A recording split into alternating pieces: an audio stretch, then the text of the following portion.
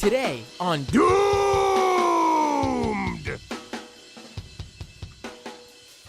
Do you all remember QAnon?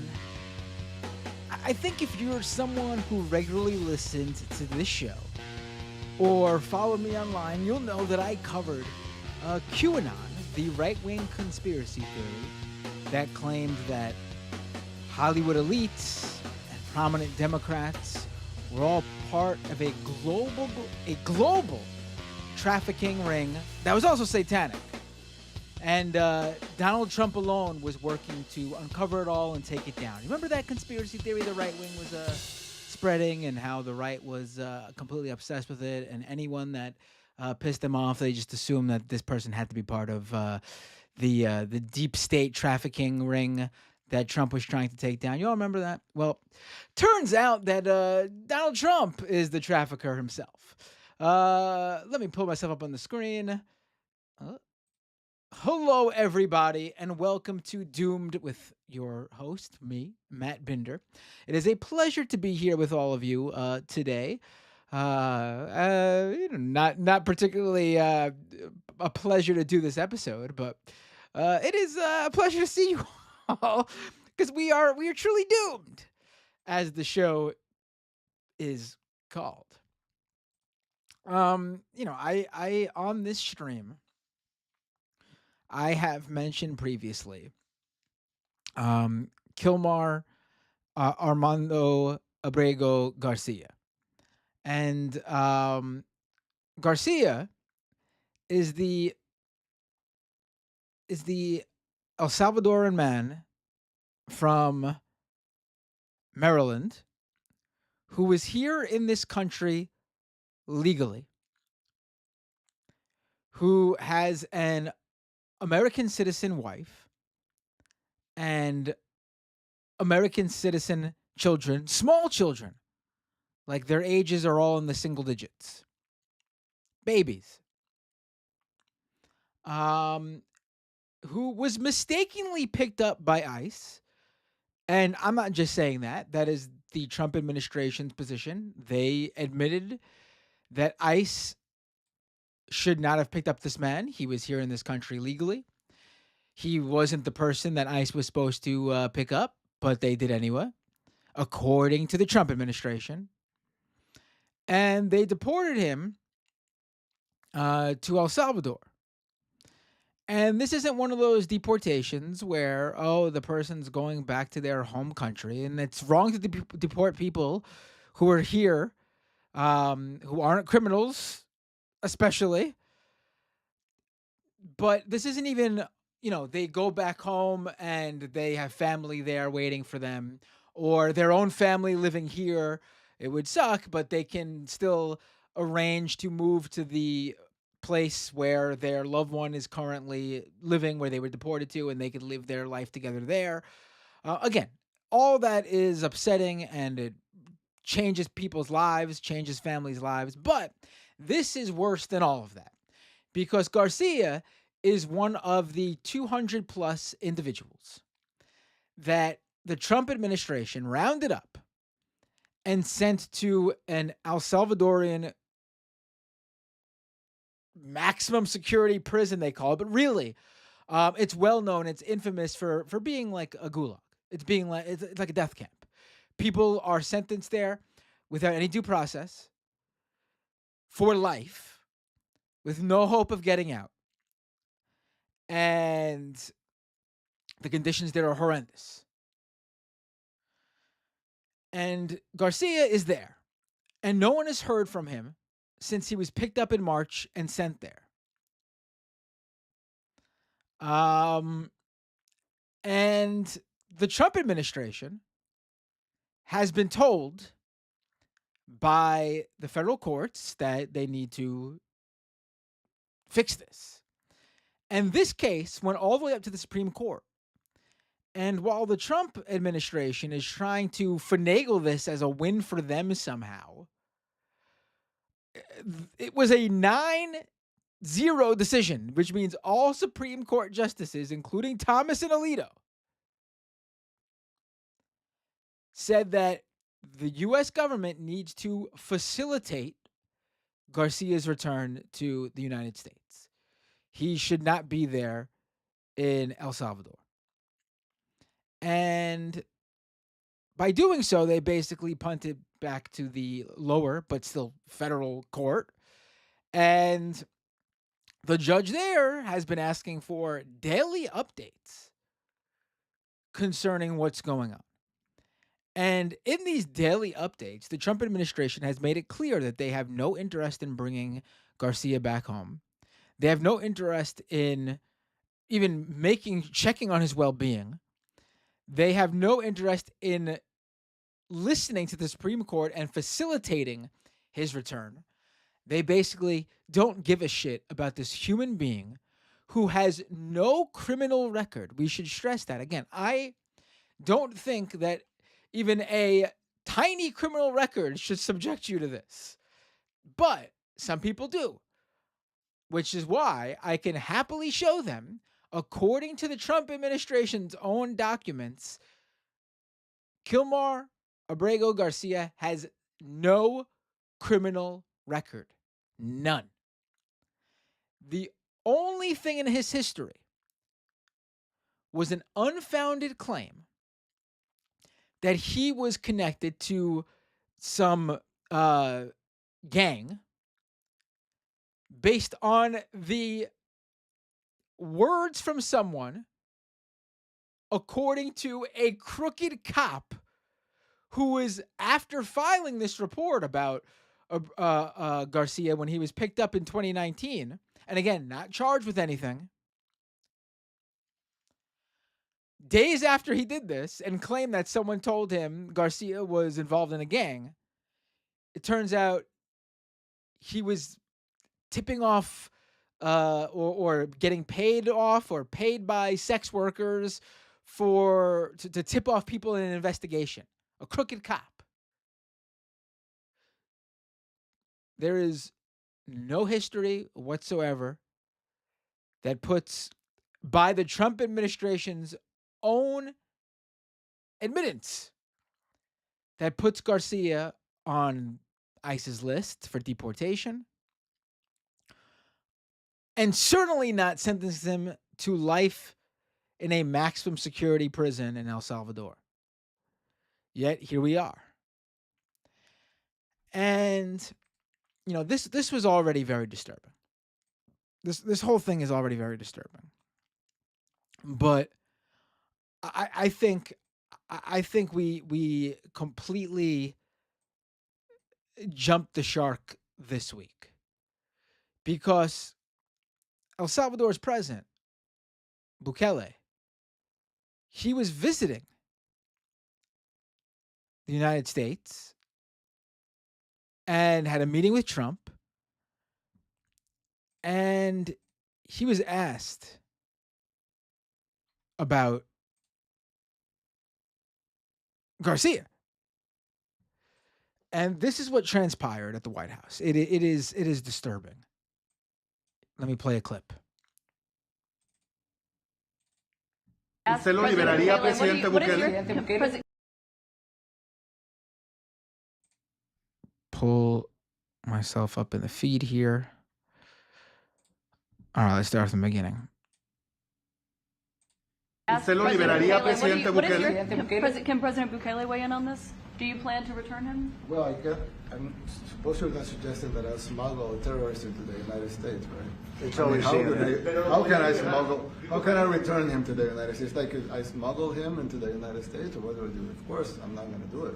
It's like, the question is preposterous. How can I smuggle a terrorist into the United States? I don't have the power to return him to the United States. But you could release him inside El Salvador. Yeah, but I'm not releasing. We're not very fond of releasing terrorists into our country. We just turned the murder capital of the world into the safest country of the Western Hemisphere, and you want us to go back into the releasing criminals so we can go back to being the murder capital of the world? No, that's not going to happen.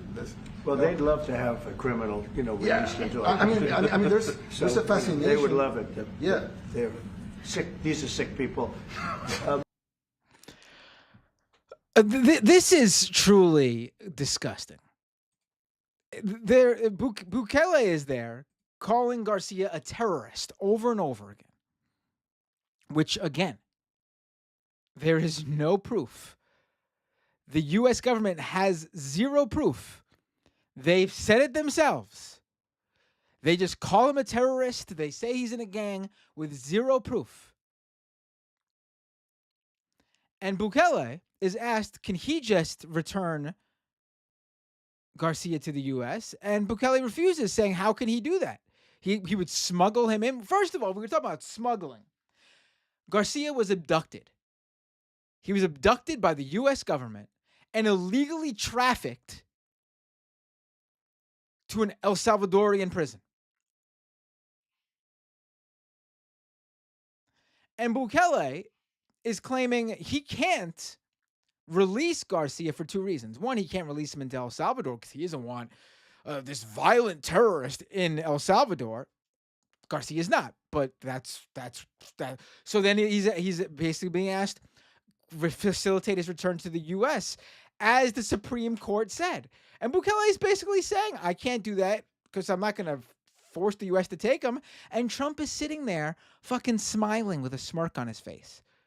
Why the press isn't asking him why he's not listening to the U.S. government, to the U.S. Supreme Court, and telling Bukele right there, we accept him back in, release him, and we will accept him.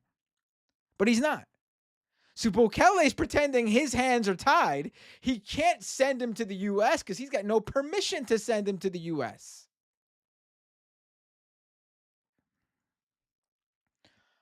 I mean, it's just, I think this is like, I think we crossed over here. Like, Trump has done some truly disgusting things, honestly. And I honestly think like this is the worst of it all. Truly.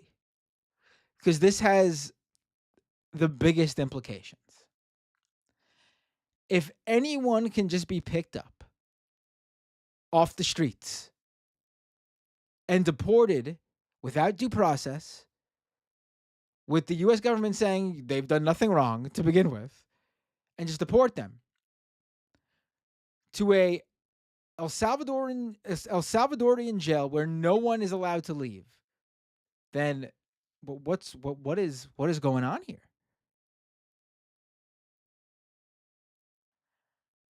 Here is how Fox News is covering it, or at least how Jesse Waters of Fox News is covering it, by the way. Because this is the latest thing now. This is the latest thing. They need to defend themselves for deporting him. So they're going to attack this man, who, again, by the U.S. government's own words, has zero criminal history.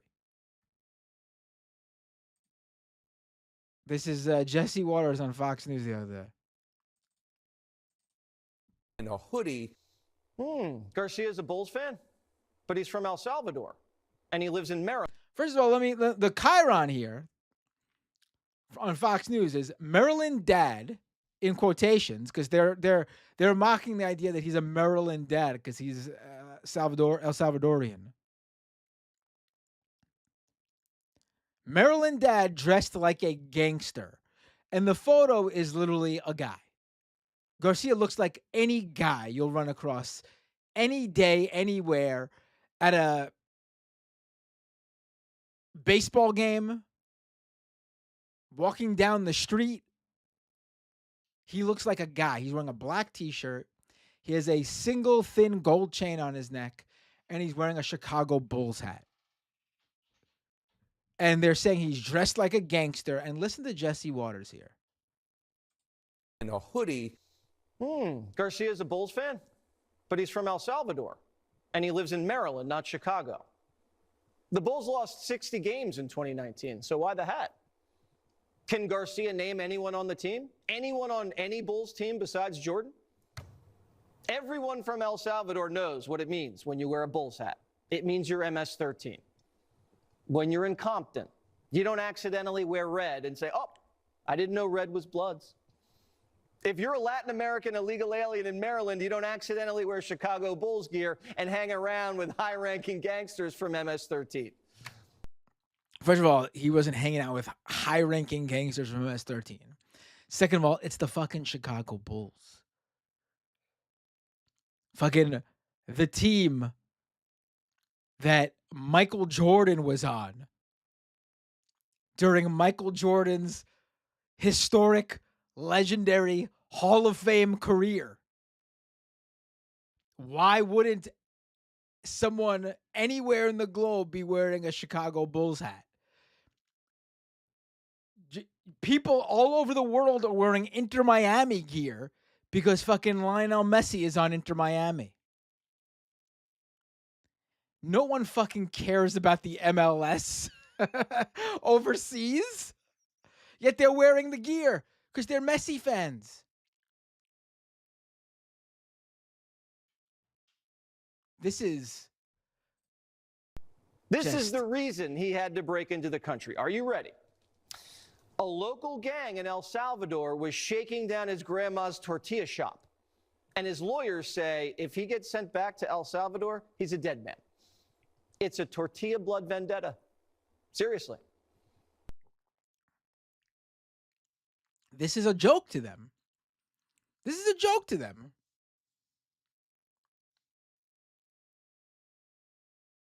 This is a big joke to them. They think they are loving this because a non-white Latino was deported and is likely, I don't even want to speculate. We don't know what his status is. We don't know. It's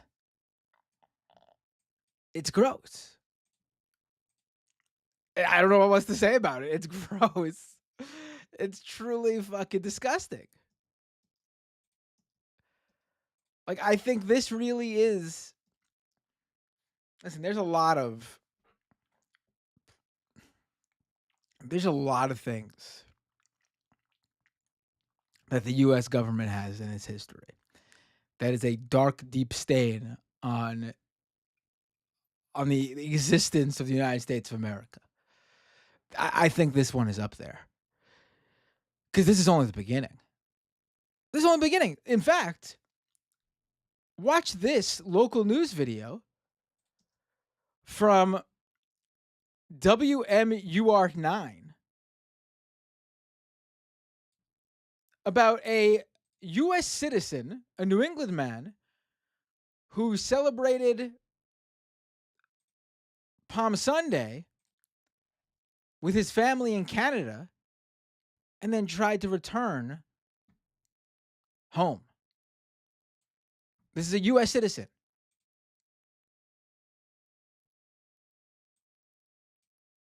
In a hoodie.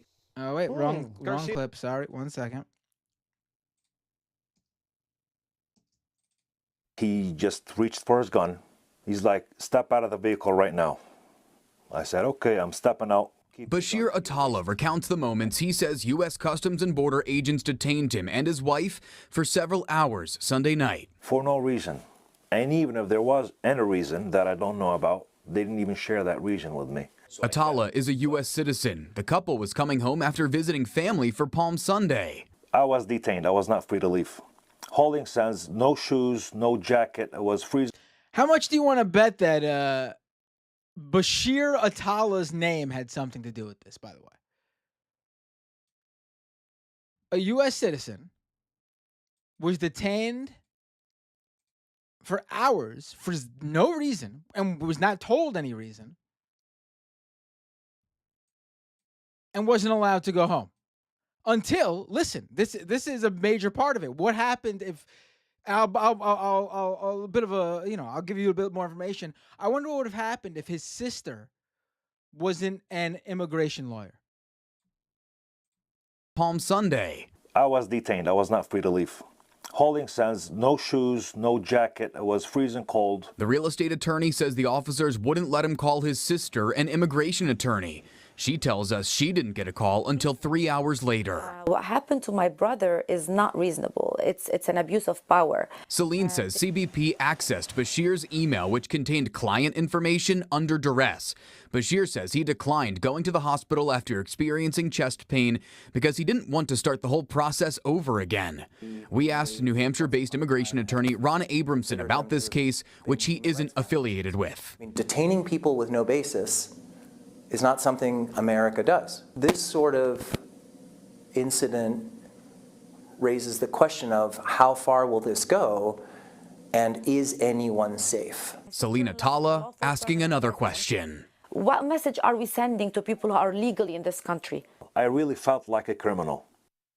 Customs and Border Protection. I mean, and yeah, people in the chat, maybe some of you have heard of this case. Apparently, this guy, Bashir Atala, was a Trump voter. Listen, I've said this before. There are going to be Trump voters who have their come to Jesus moment.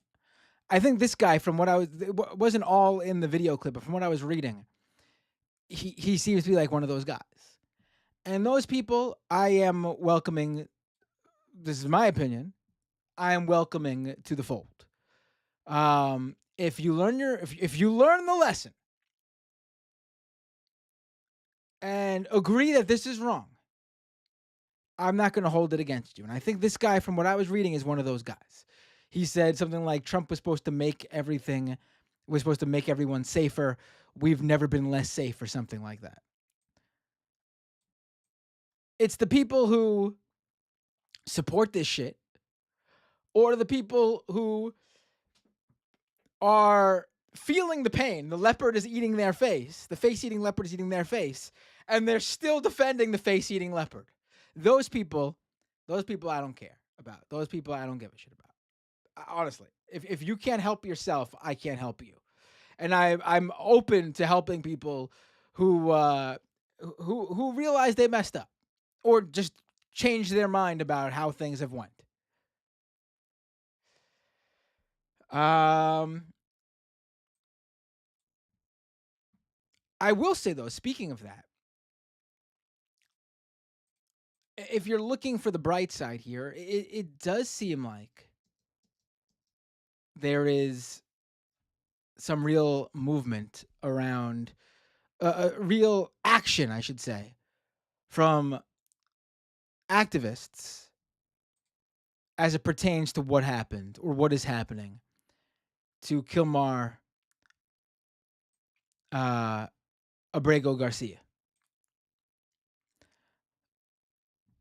For example, U.S. Senator, the senator from Maryland, Chris Van Hollen, obviously Garcia is someone who lives in his state. He went to El Salvador today. He took action. It's I commend anyone who's doing that. And Chris Van Hollen did. Unfortunately, he went there to try to see Garcia, to just make sure he was okay, alive. And he met with the vice president of El Salvador, but they wouldn't let him see Garcia. Let me play Van Hollen. While he was there, he did a press conference. Let me play a few minutes from this press conference. Now, the courts of the United States have said there's no evidence to support the charge that he's part of MS-13. So I asked the vice president whether or not El Salvador has any evidence that he's part of MS-13 or has committed a crime. So I asked the vice president if Abrego Garcia has not committed a crime, and the U.S. courts have found that he was illegally taken for the United States, and the government of El Salvador has no evidence that he was part of MS-13. Why is El Salvador continuing to hold him in CCOT? And his answer was that the Trump administration is paying El Salvador, the government of El Salvador, to keep him at CCOT. So CCOT is the name of that prison. But that is an interesting revelation, right? The U.S. government is paying El Salvador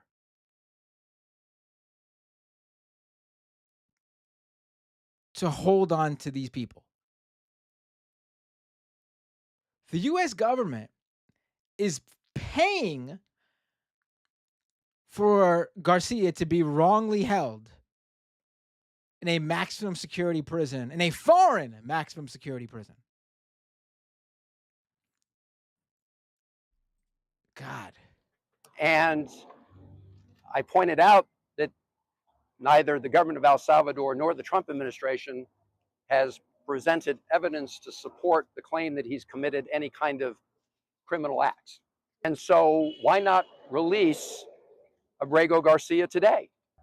And he said what President Bukele said the other day at the White House, which that El Salvador can't smuggle Mr. Abrego Garcia into the United States. And I said, I'm not asking him to smuggle Mr. Abrego Garcia into the United States. I'm simply asking him to open the door of CCOT and let this innocent man walk out. And I pointed out that the Attorney General of the United States, Pam Bondi, has said that the United States would send a plane to El Salvador to pick him up. And why did she do that? Because the Supreme Court of the United States, in a ruling of 9-0, has said that the Trump administration has to facilitate his return to the United States. Now, there's no evidence that the Trump administration is complying with that order. There's no evidence that they're complying with that order. In fact, the United States Embassy here has told me they've received no direction from the Trump administration to help facilitate his release. So the Trump administration is clearly in violation of American court orders. But that still leaves the question, why is the government of El Salvador continuing to imprison a man where they have no evidence he's committed any crime and they've not been provided any evidence from the United States that he's committed a crime? I mean, the answer to that is very simple. It's because Bukele and his government is corrupt as hell. Bukele is a fascist. A ridiculous percentage of young men in that country are imprisoned. Like, CCOT is full of people, not just the people Trump sent. It's full of people who have not had a day in court, who have not had any sort of due process. I mean, there has to be, I don't know. I don't know what can be done under the Trump administration. I hope that the courts, the judicial system here, does something. Because that's the only thing that's going to, and I don't even know if they can, or if they have the ability to. But what is sure to me, what is 100%, is that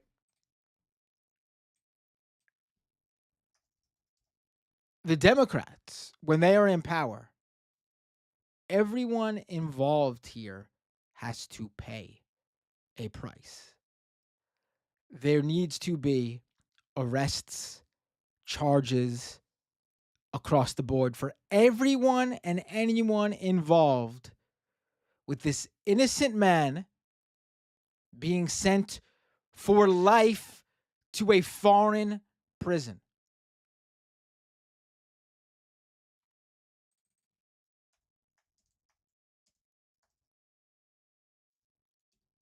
I mean, honestly, all I can think of is that fucking Karl Marx quote. When our turn comes, we shall not make excuses for the terror. I am being dead serious here. Everyone involved in this needs to be held responsible when the time comes.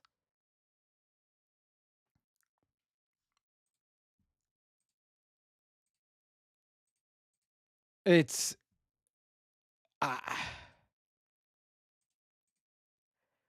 and for Democrats and seriously, props to Van Hollen for going there. This is a winning issue for Democrats. I saw there was where was this?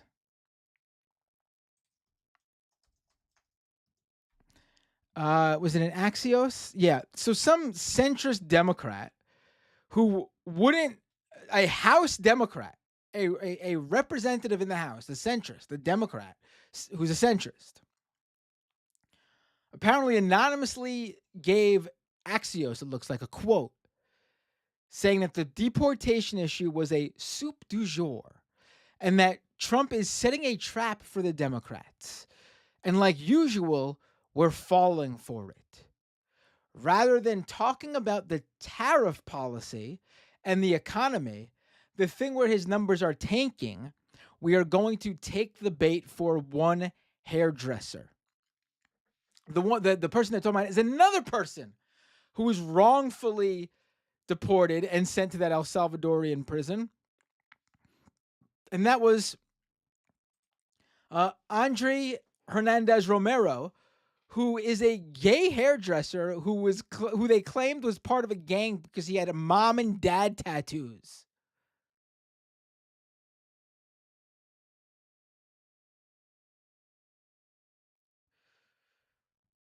This is the most moral and winning issue I can think of.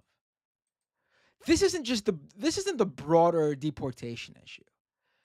This is the fact that the US government is abducting and trafficking human beings for no reason. This isn't, they were on our list for deportation, they were criminals, this isn't the usual deportation issue. This is people who are wrongfully being picked up, some even here legally, being abducted and trafficked to a foreign nation, apparently with money exchanging hands too now.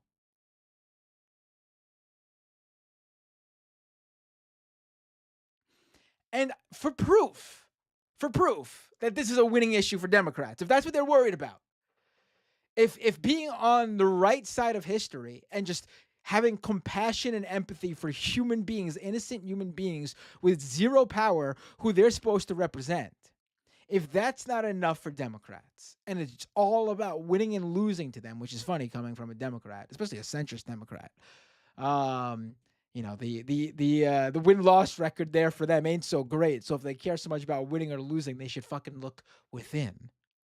But if winning and losing is so important to them, there's a few really amazing clips from a town hall that Chuck Grassley held. The U.S. Senator from Iowa, Chuck Grassley, held a town hall in Iowa, and this is what he faced. This even surprised me. I know that these town halls have been full of people very angry about Doge and federal workers losing their jobs and the lingering Social Security cuts and Medicare cuts. I get that. That's not surprising to me that people were angry at this town hall. But all those issues are issues that affect them or their family members directly at the moment. But looking at this Chuck Grassley town hall, they are pissed. The people of Iowa, Chuck Grassley's constituents, are pissed over the fact that Obrego Garcia was deported to this foreign prison without due process. This is really encouraging to see, honestly. I'm going to play a few clips here. I think I have two here. Let's play these two clips. We would like to know what you, as the people, the Congress, who are supposed to rein in this dictator, what are you going to do about it? These people have been sentenced to life imprisonment in a foreign country with no due process. Our government cannot do anything. Why won't you do your job, Senator? Yes, why? Obeying the Supreme Court. Trump's not obeying the Supreme Court. He just ignores them. Yeah, screw it. And here's another one from that same town hall. Supreme Court said to bring him back. Judges are, and the president is upholding the Constitution. He's defying the Constitution. You're on the Judiciary Committee. Trump don't care. If I get an order to pay a ticket for $1,200 and I just say no, does that stand up? Because he's got an order from the Supreme Court and he's just said no. Yeah. He just said screw it. I'll be able to answer your question. You ignored my letter. Guatemala is mine too. Or El Salvador is an independent country. The president Speak up, please. We can't hear you. The president of that country is not subject to our U.S. Supreme Court. Trump wanted to bring him back. I'm pissed. If we're paying him to keep him down there, we don't have to pay him. It is first of all, I want to say that the idea that Chuck Grassley's defense was, El Salvador is a sovereign nation. We can't. The idea that the U.S. government, fucking Bukele, looks up to Trump. He wishes he was Trump. Bukele fucking would fucking suck Trump's dick if Trump said to blow me.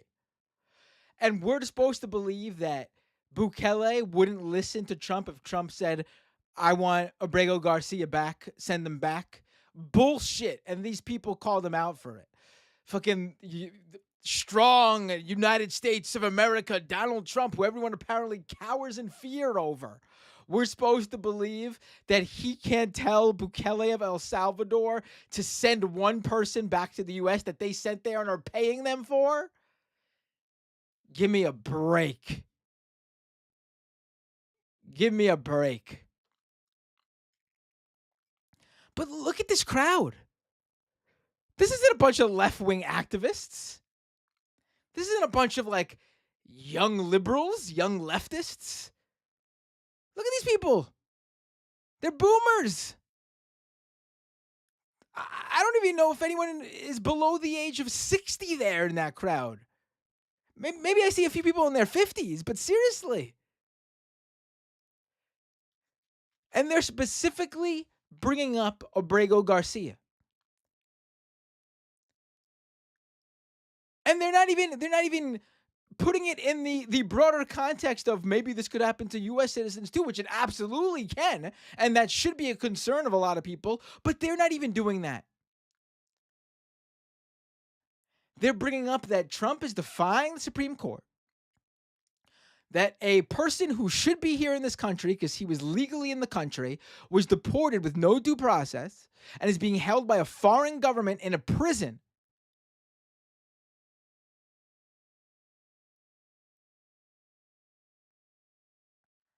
And they're outraged. They're pissed. And rightfully so. This to me is beyond anything I can think of in the first Trump administration. This goes well beyond anything that Trump has previously done. He is untethered this time around.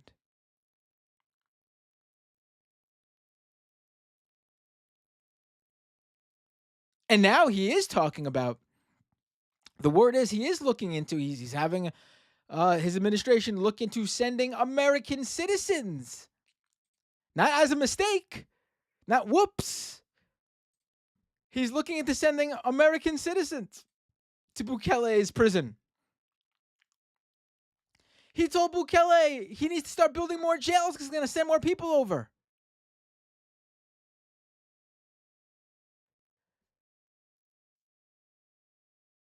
This isn't Trump cutting people's jobs. All horrible, obviously. This isn't Trump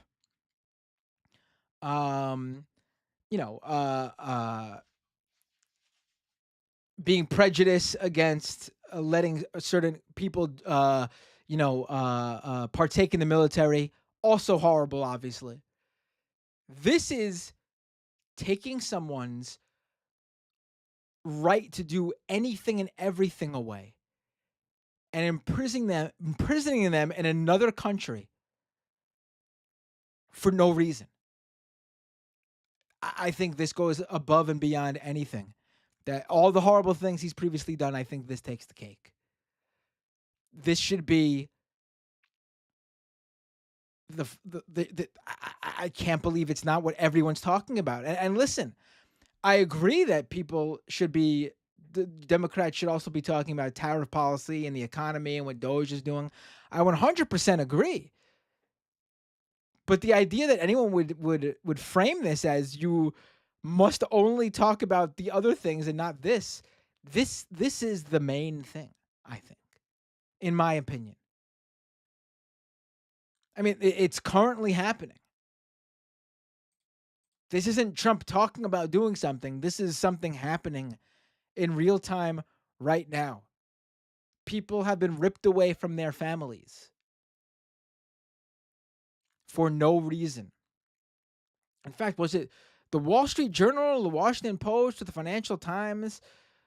One of these mainstream outlets looked into the criminal histories of the 200 plus, I think it's 260 something people that the Trump administration has sent so far to the El Salvadorian prison. And according to them, something like 200 of them had no criminal record whatsoever. Out of the other 60 left or whatever, more than half of them apparently, or around half of them apparently, had like low-level, non-violent histories, and only like 30 of them had previous history of taking part in a violent crime. Or was it 60 Minutes, Bay Photo? Thank you. I mean, this is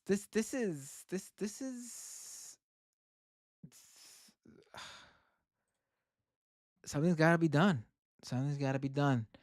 If the judicial system can't force them here, if the Congress can't force them here, then the American experiment or project, or whatever the fuck you want to call it, it's dead and buried. I mean, you could argue it has been, but this would be the 100%. There's no coming back from this. If this can't be fixed, if Abrego Garcia is killed there, there's no coming back from this.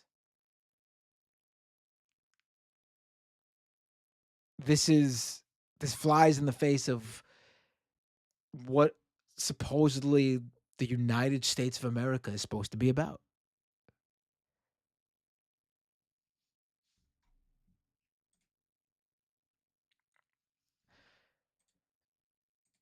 All right, let's go to the second half of the show. I will take your phone calls, read your super chats. Don't go anywhere. If you're watching on the feeds, don't go anywhere. You will notice no difference. The screen will momentarily show the doomed logo, and you will hear the song that I played to go into the second half, and then I'll be right back. I just need to grab a drink. But to support this show, before I do that, support this show, go to patreon.com/MattBinder. Patreon.com/MattBinder. Your support helps this show grow. Can't do it without you. In fact, let me thank some of the people who've become Patreons lately. Beanie Julie, thank you so much for becoming a patron at patreon.com/MattBinder. Jason Ford, thank you so much for becoming a Patreon at patreon.com/Matt Binder. And Tracy Eva, thank you so much for becoming a patron at patreon.com/Matt Binder. Your monthly support, seriously, I can't do the show without you. I greatly appreciate everything and anything you can do to become a patron and keep the show going. You could also support the show by going to youtube.com/Matt Binder and dropping a super chat. I'll read your super chats in the second half of the show. You could also become a member via YouTube and subscribe via, not just a subscription, subscribing on YouTube is free, but you become a paying member on YouTube as well, if you'd like, at youtube.com/Matt Binder. And if you are an Amazon Prime subscriber, every month, Amazon gives you a free Twitch Prime subscription. What is that? Basically, you can give a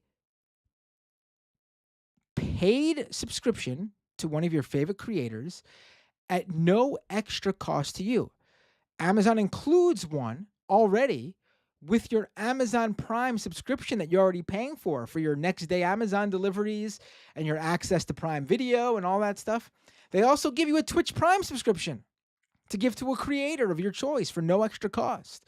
You basically force Amazon to give a little bit of the money that you already pay them to your favorite creator. And you can do that if you'd like to give it to me at twitch.tv/Matt Binder. Twitch.tv/Matt Binder. All right, folks. Let me take a quick break. Doomedcast.com for the podcast version of this show. Follow me at Matt Binder on Twitter, Blue Sky, wherever you can find me. I'm probably there under at Matt Binder. And I will take a quick break.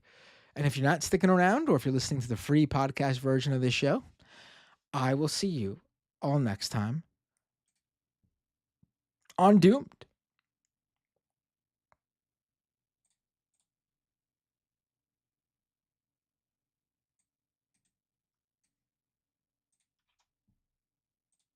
Today on Doomed.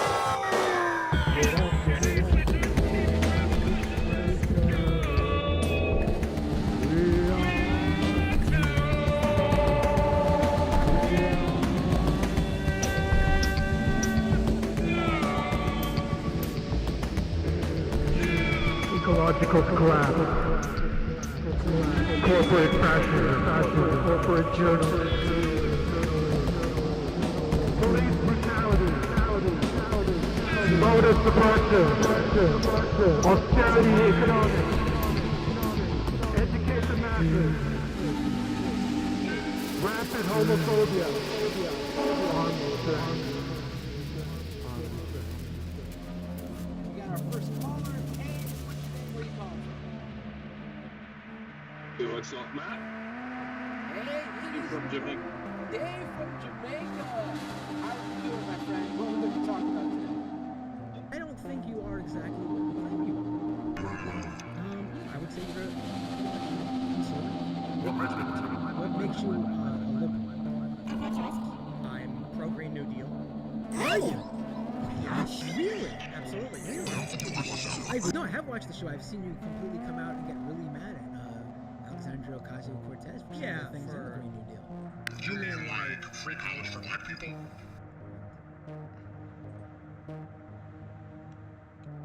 All right, we are back. Hello, everybody. The phone lines are now open. 646 303. Oh, I forgot to bring myself up back on the feed here. 646 303. I'm hitting all the wrong buttons. 646 303 7337. 646 303 7337. All right, let's take my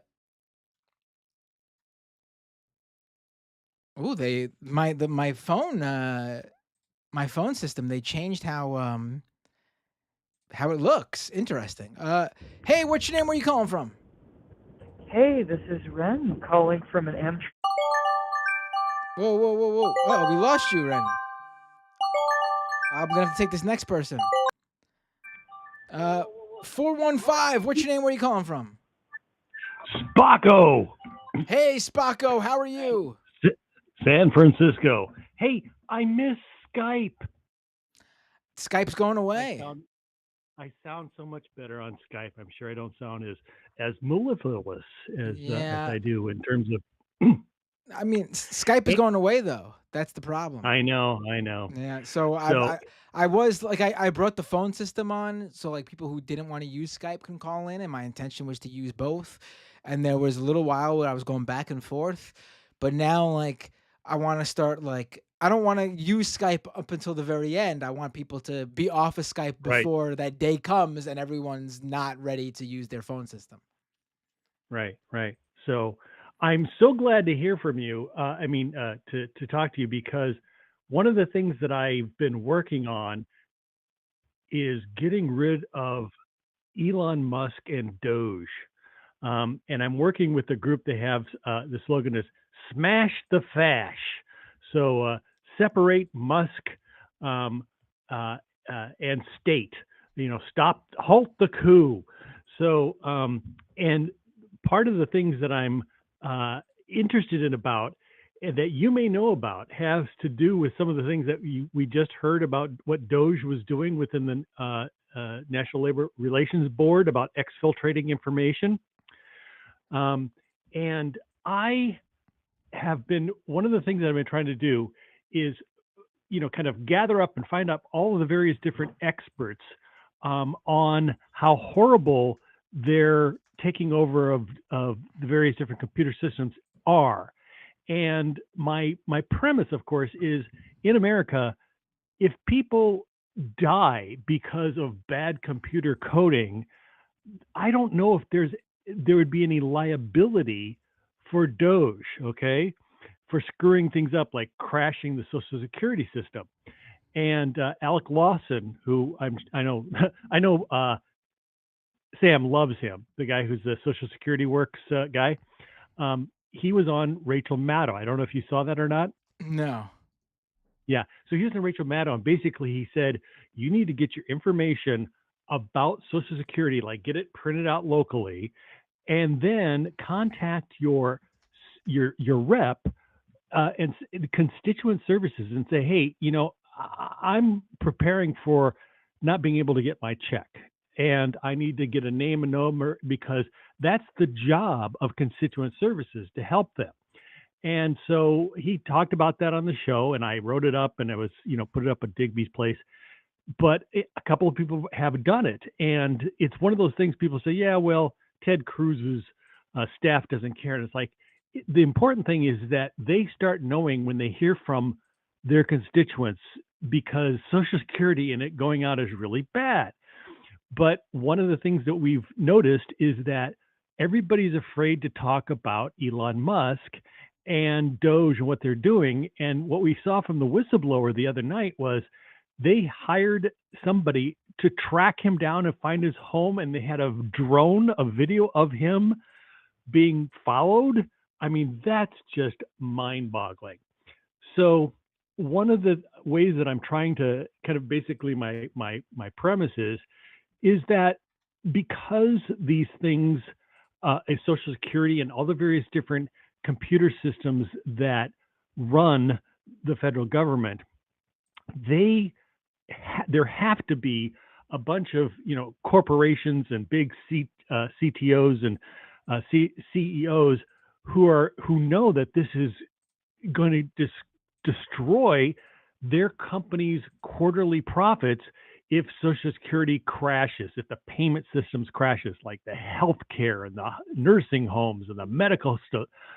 So instead of, we can tell the personal stories of the seniors who are kicked out and die because they didn't get their Social Security check.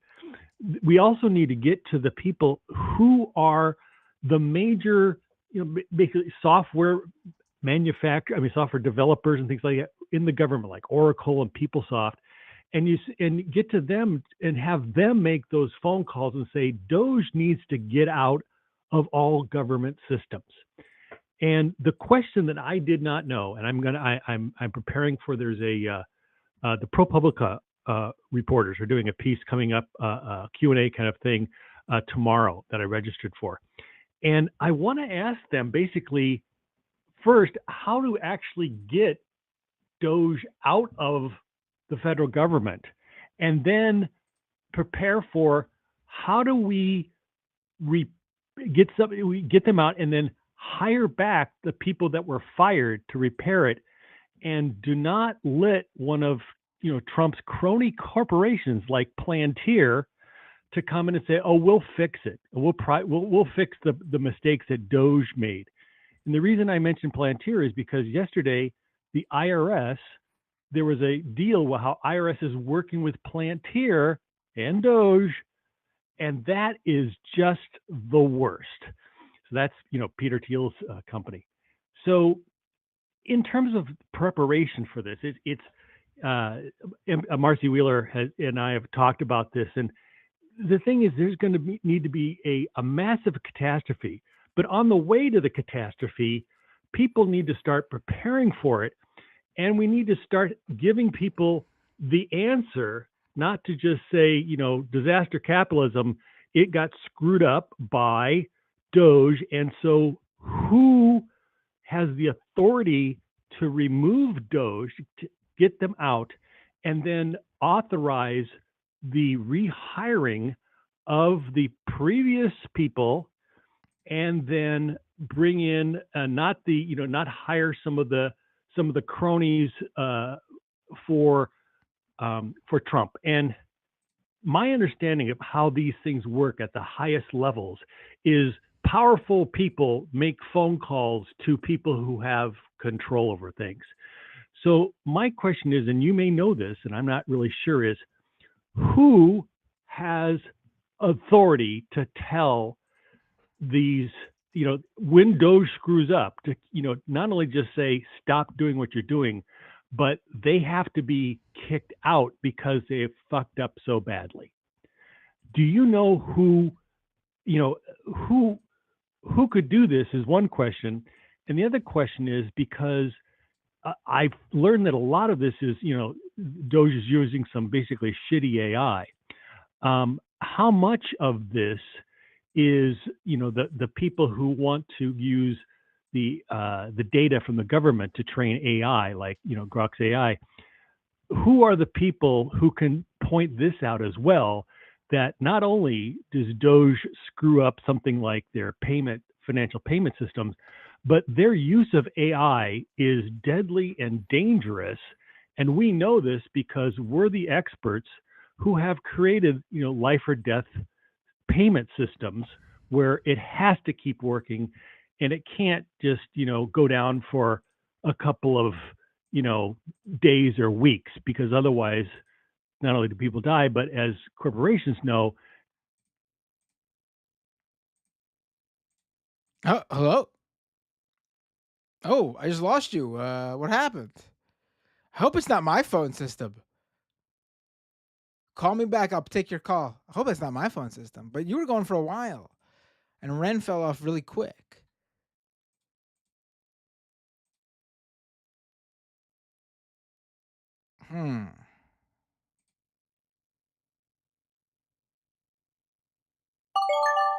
Let's take this.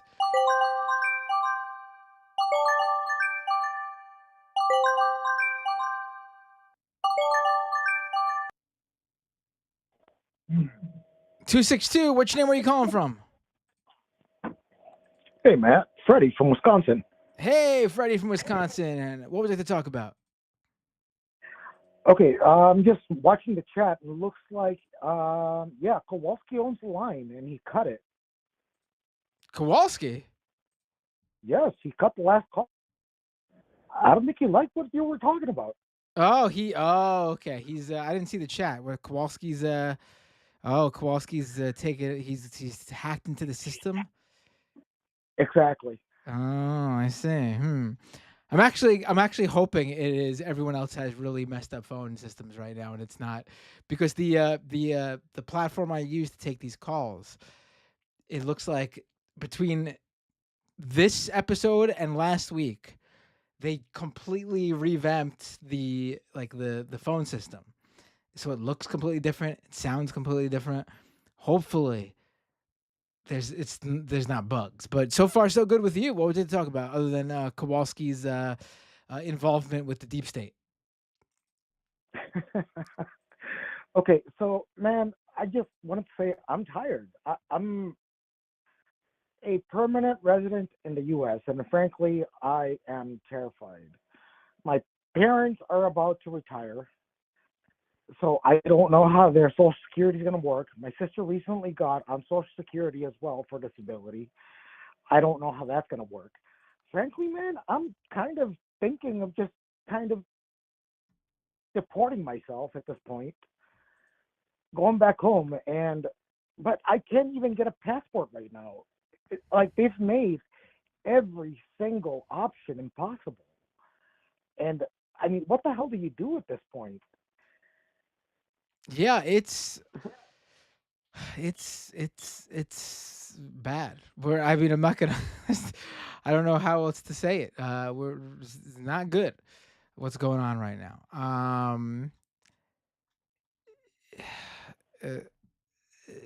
I mean, I wish I don't even know what to say. What were you gonna say? I said everybody's at risk. I mean, I look exactly like you, man, and you could be at risk. Yeah, I mean, literally anyone can be. Like, first of all, I would definitely not leave the country anytime soon. That's for sure. Not like I was. But I'm not talking about me personally. I think, and I think a lot of people are feeling that way too. Like, if you live here, you're not leaving because you don't want to worry about never getting back in. And if you are coming here, like on vacation or something, you're not going to book that vacation because you don't want to lose all your money being sent right back home after you land and not even being able to take advantage of whatever hotel and tickets or whatever you booked for your vacation. It will certainly be an interesting summer, to say the least, to hear from all these industries, the tourism industry, and all these small businesses and big companies that all take advantage of people coming here on vacation and selling them things, and restaurants and what have you. It will be interesting to see what they experience, because they're going to experience downturn, no doubt about it. And that's even before we get to the real problem of the big international events that are going to happen here: the Olympics, the World Cup. How the hell is the World Cup going to be here? Yeah, so I agree with you. Nobody should leave. Nobody should just give up. I mean, like I said, I am tired of this shit, man. I really am. But I don't think that leaving helps anybody. And I think those of us that can actually stand up and do something about what's going on should. Right. Oh, I think those moments, just like I showed at that town hall, I think that's huge. Like, I think that's a big deal. Like, if these politicians feel like they are truly in danger here, I think that's a big deal. I think in danger of losing their seats, I should say. I should be clear. Don't want any issues. I mean, look at what you just did in Wisconsin. Our Supreme Court is safe for a little while, at least. Yeah, I mean, Elon Musk tried to buy the Supreme Court election in Wisconsin, and he lost. And one of the major reasons why he lost is because people don't like him. Yeah. And we don't like Trump either. Like, honestly, man, just what I see around me, and I'm in between the two cities, like Chicago and Milwaukee, but we're kind of rural, kind of urban. But nobody here likes Elon Musk. Nobody likes Trump. I don't know how they ever got elected in the state in the first place. Mm-hmm. I mean, Problem is, there are a lot of people who support them. Honestly, there are. I mean, we can't deny that. I mean, I don't doubt you that more people don't. The problem is the people that don't support him didn't all come out and vote. Even if they didn't support the other person, they didn't come out and vote to make sure he couldn't win. And that's a big problem. It's just exhausting. And that's not on them. That's not on them. That's a failure of the other party, the Democrats, for not giving them a reason to come out. Again, if you are plugged into this shit, the reason there was reason enough to come out to make sure Trump didn't win. Fortunately, a lot of people aren't plugged in like that. A lot of people don't know.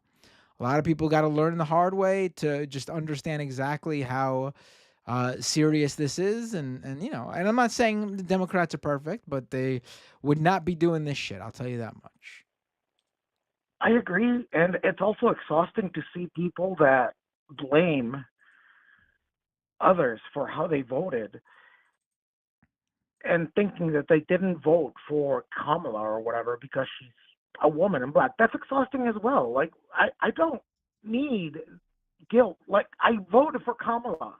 I don't need you telling me that it's my fault because I didn't support her hard enough. I mean, what are we supposed to do with this? I mean, you voted for her in Wisconsin. That's literally the most you can do. Like, not the least you can do. It's the most you can do. Voting against Trump in a swing state was literally the most important thing you could have done, and you did it. I mean, anyone who's saying anything else to you is out of their mind. And again, I just want to clear this up, though. I'm a permanent resident. I didn't vote. I convinced my family to vote for her. Oh, yeah, if you couldn't vote, you couldn't vote. But, I mean, the fact that you went out of your way to make sure that other people in your life who could vote for her did, I mean, that's a big deal. Yeah. I mean, I don't think anyone in the Trump administration is listening to this show. You could admit that you filed about 50 votes illegally for Kamala Harris. Oh no, and that's the other thing. I put in my application to actually become a citizen. I've been here for 20-some years, and I finally did that. Now I'm kind of scared that if I go to this appointment, I'm not going to be able to become a citizen, and I'm just going to get arrested and sent off to El Salvador. Yeah. I mean, look what happened to the latest Palestinian activist from Colombia who went to go. He had an appointment to become a citizen. He thought he was gonna leave a U.S. citizen. He went that far in the process, and it was a trap. Exactly. It was a trap. They arrested him on the spot, and they're gonna try to deport him. So, anyways, man, I just wanted to rant. I really appreciate everything you do covering all this stuff.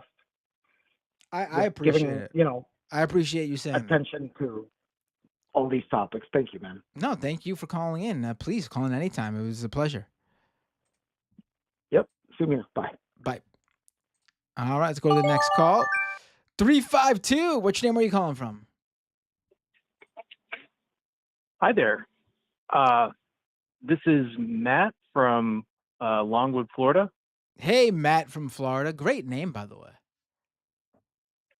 I agree. What would you like to talk about? So I am calling tonight because I have an idea that I want to throw out there kind of anywhere and everywhere I can. Because I think it might be something that people could do that could build towards more. The idea is with Social Security phone lines being shut down potentially, or I don't know if they have already, and also with offices being closed, I think it could be an effective tactic to organize like mass carpools, basically like a caravan of Social Security recipients. The idea being, get everyone together so that it's cars around the block at the office that's still open. So it's kind of a newsworthy event, but also something where you start to build a little bit of community, has a logistics capacity.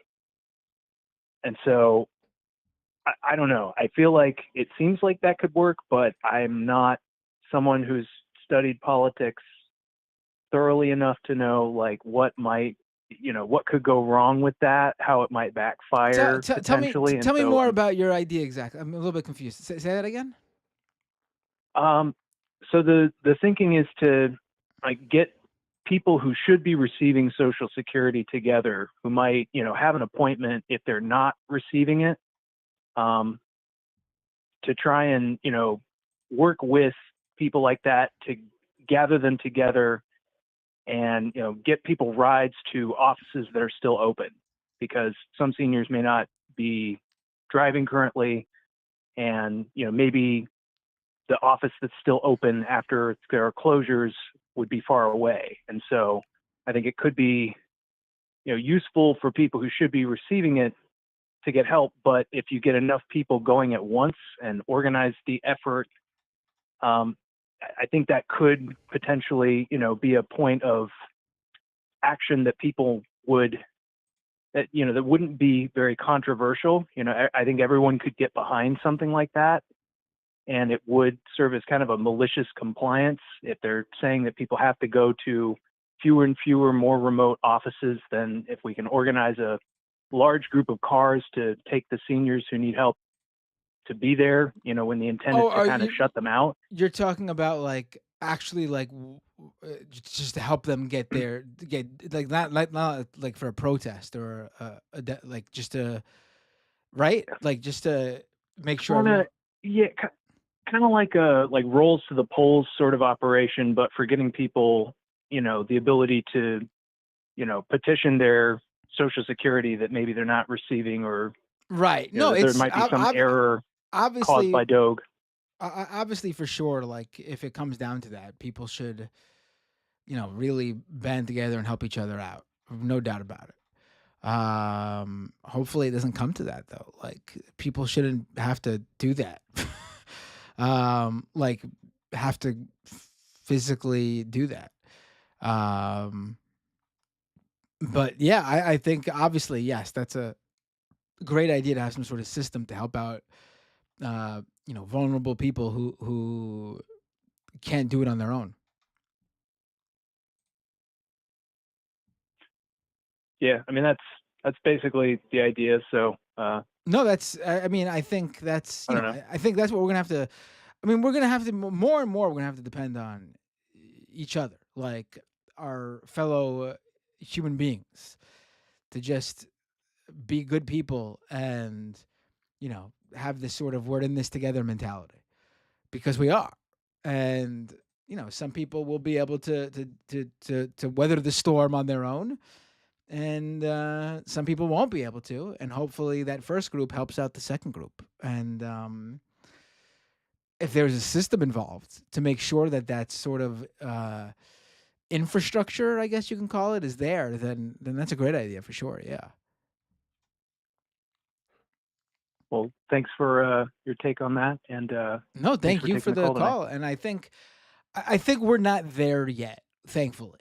But, we might be. For that specific issue, for that issue specifically, I should say. We'll find out as they continue to chop away, though.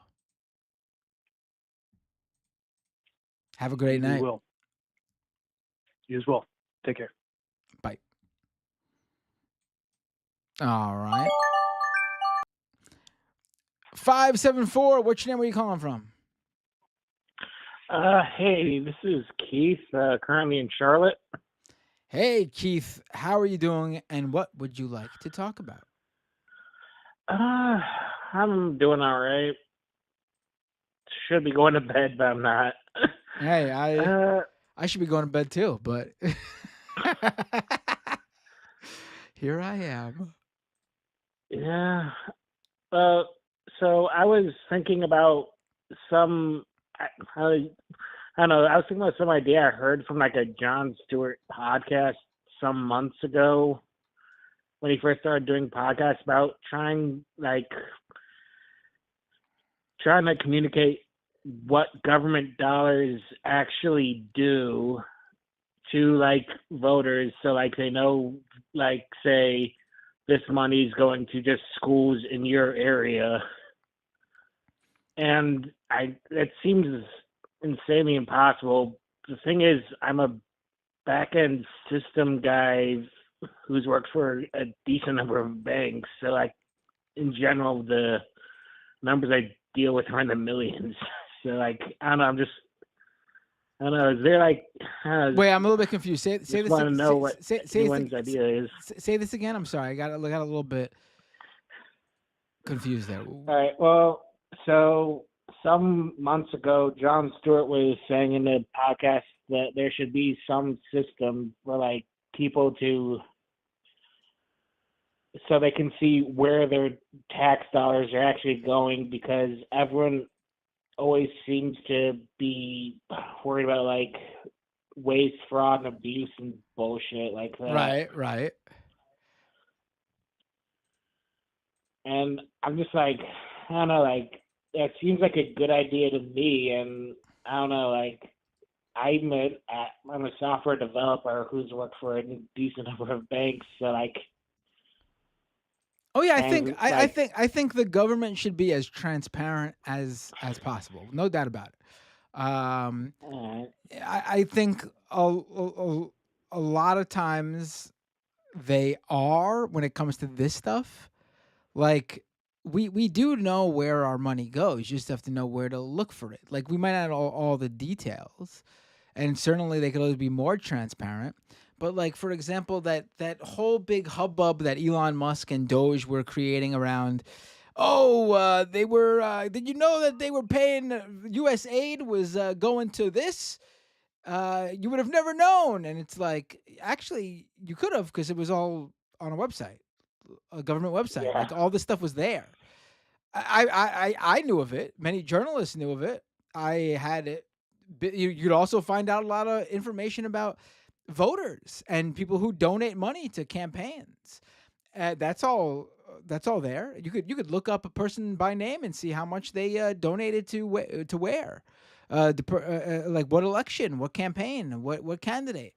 That's all there. That's all.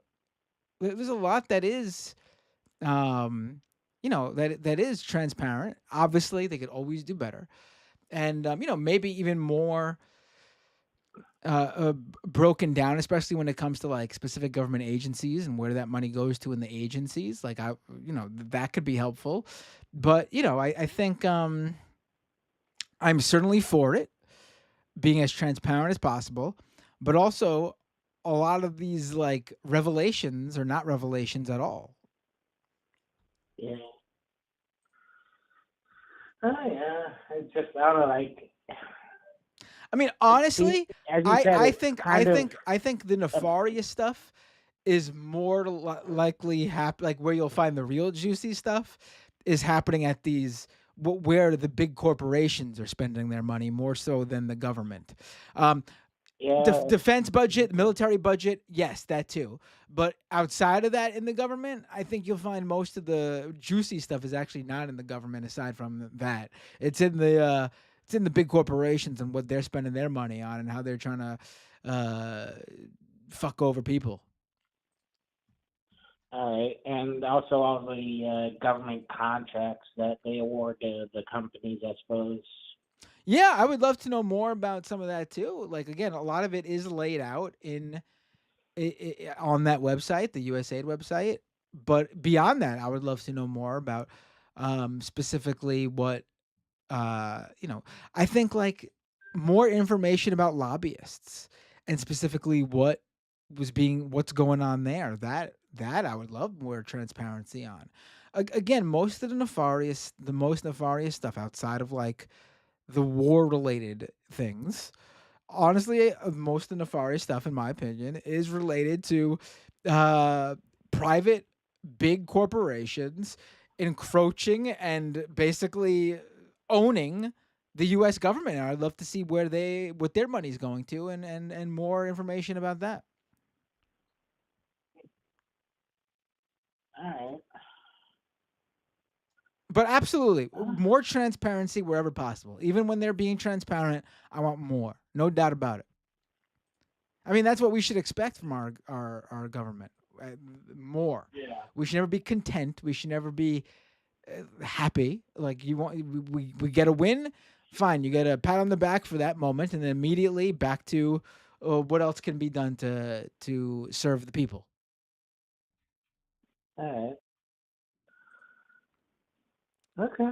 Well, yeah. Was there anything else you wanted to say or add? Feel free, please. Not really too much more. As I said, like, I don't know, kind of a software guy who works with big numbers, and I was like wondering, like, I was just thinking, like, what would actually be feasible as just like individual with this kind of project. But like, yeah, as you said, like a lot of it would be on the website. I could probably just scrape that and make an API presenting some of the info, but it would just be a lot of work. I was thinking. Right.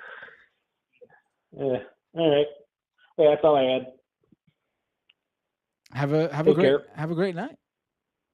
Yep. You too. Bye. All right, let's go back to the phones. Oh, let me read some super chats. I should do that.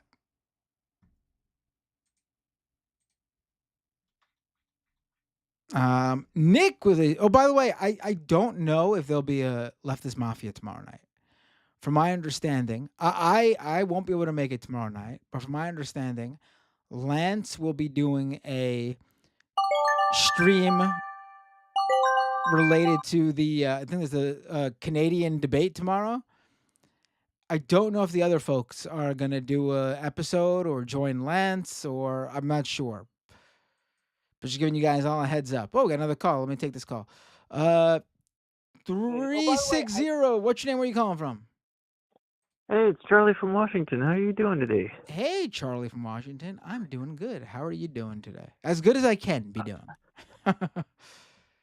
I'm doing extremely. I got to wear a dress to work today. Oh, very cool. Very nice.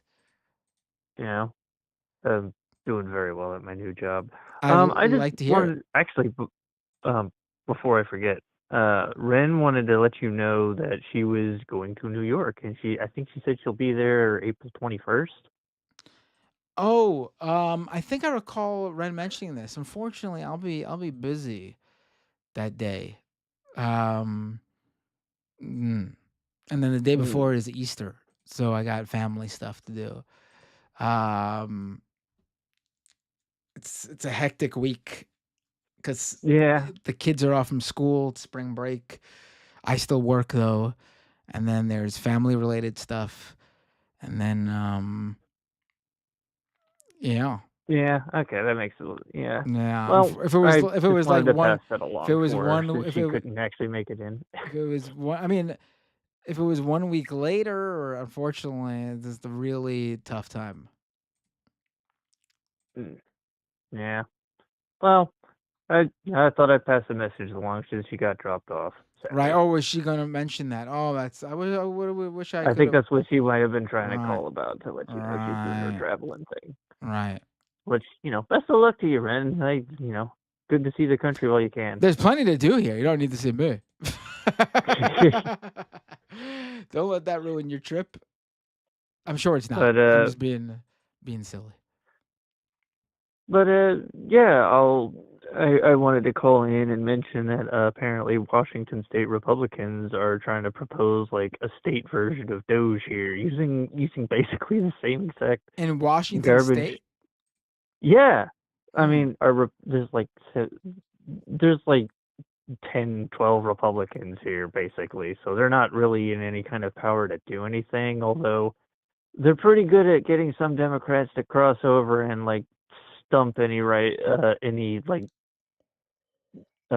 efforts to control the insane rent prices around here. I keep reading too many articles, but yeah, they opened up a comment section here, and I'll post the link again, but I also posted it in the super chat for you. So if you live in Washington State, go leave an appropriate comment for this. I intend to. And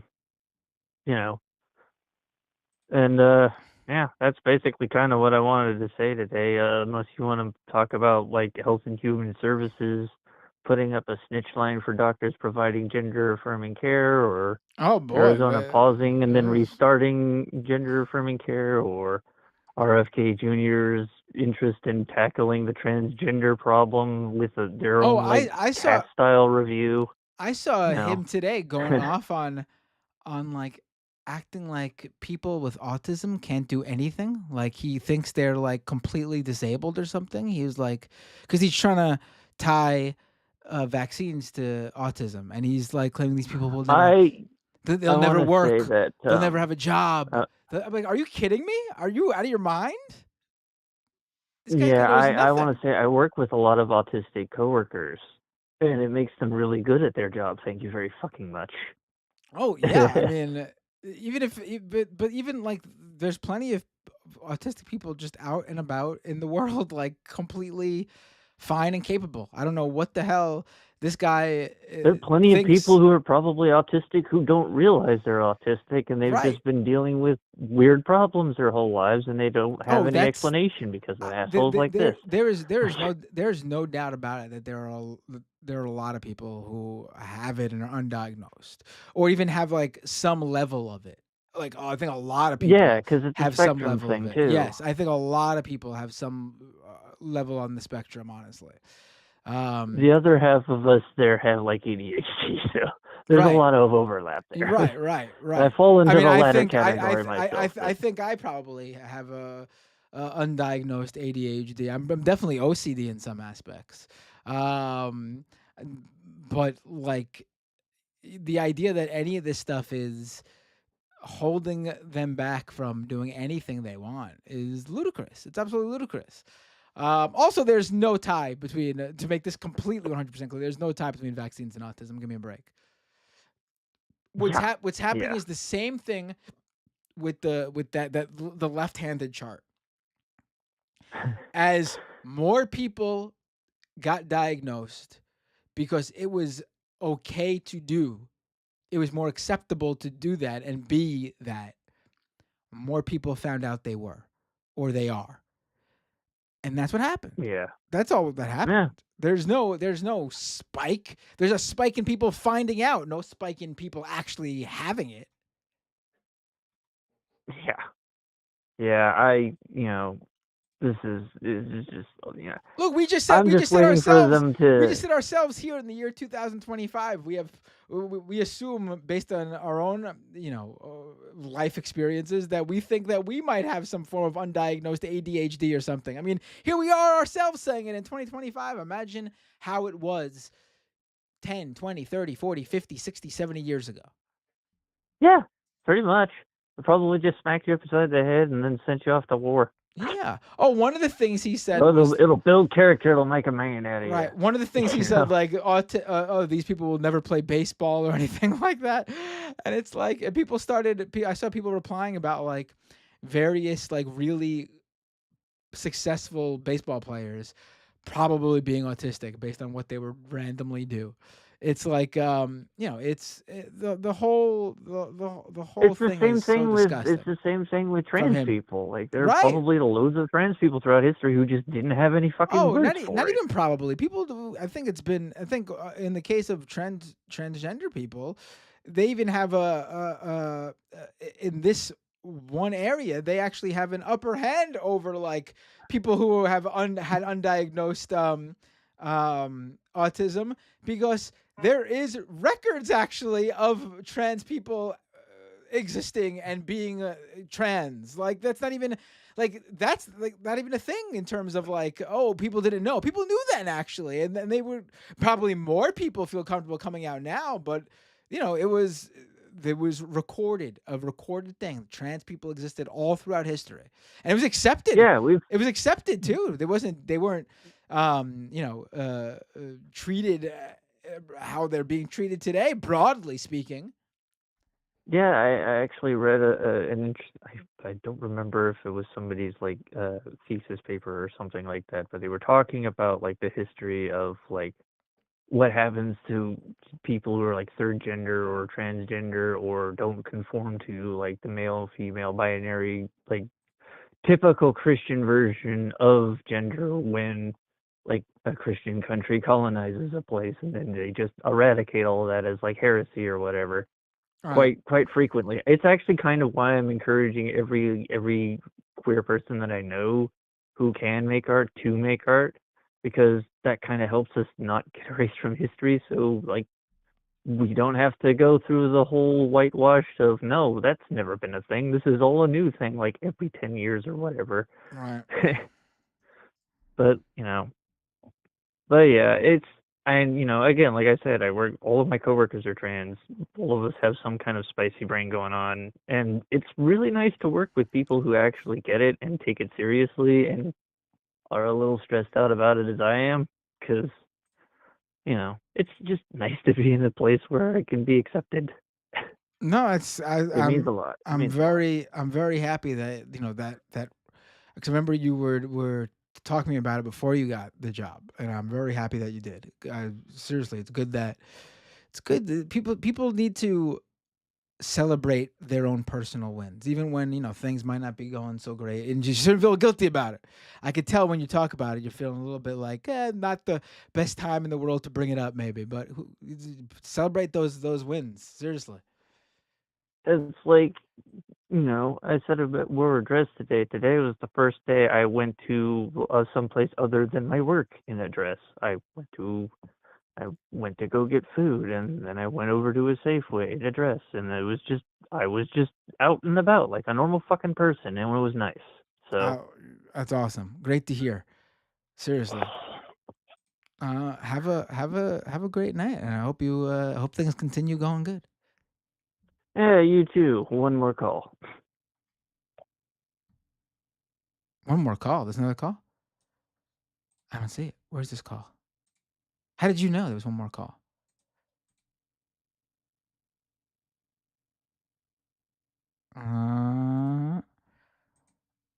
Did someone say in the chat they were calling?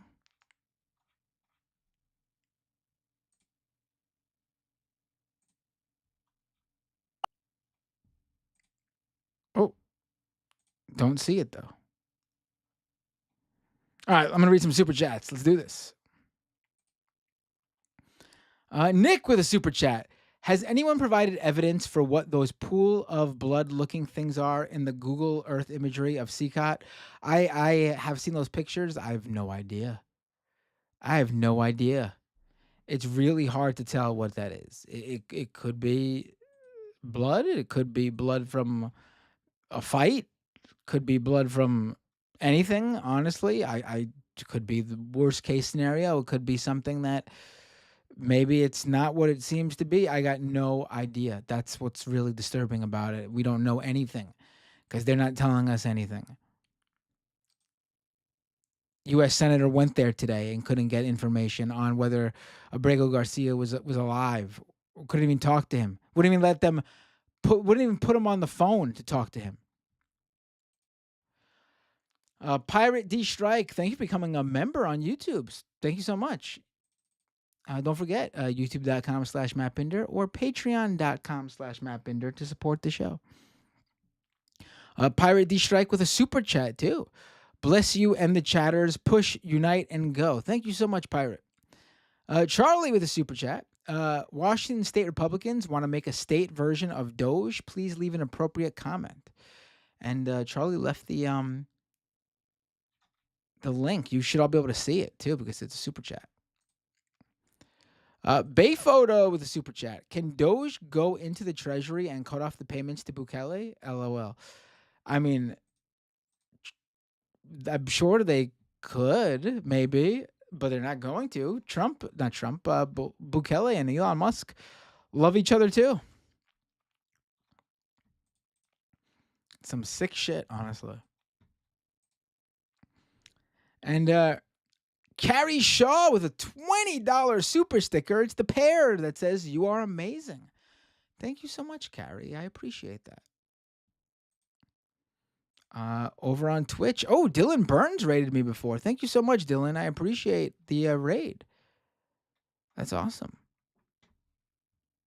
The Dylan Burns. If you're a Dylan Burns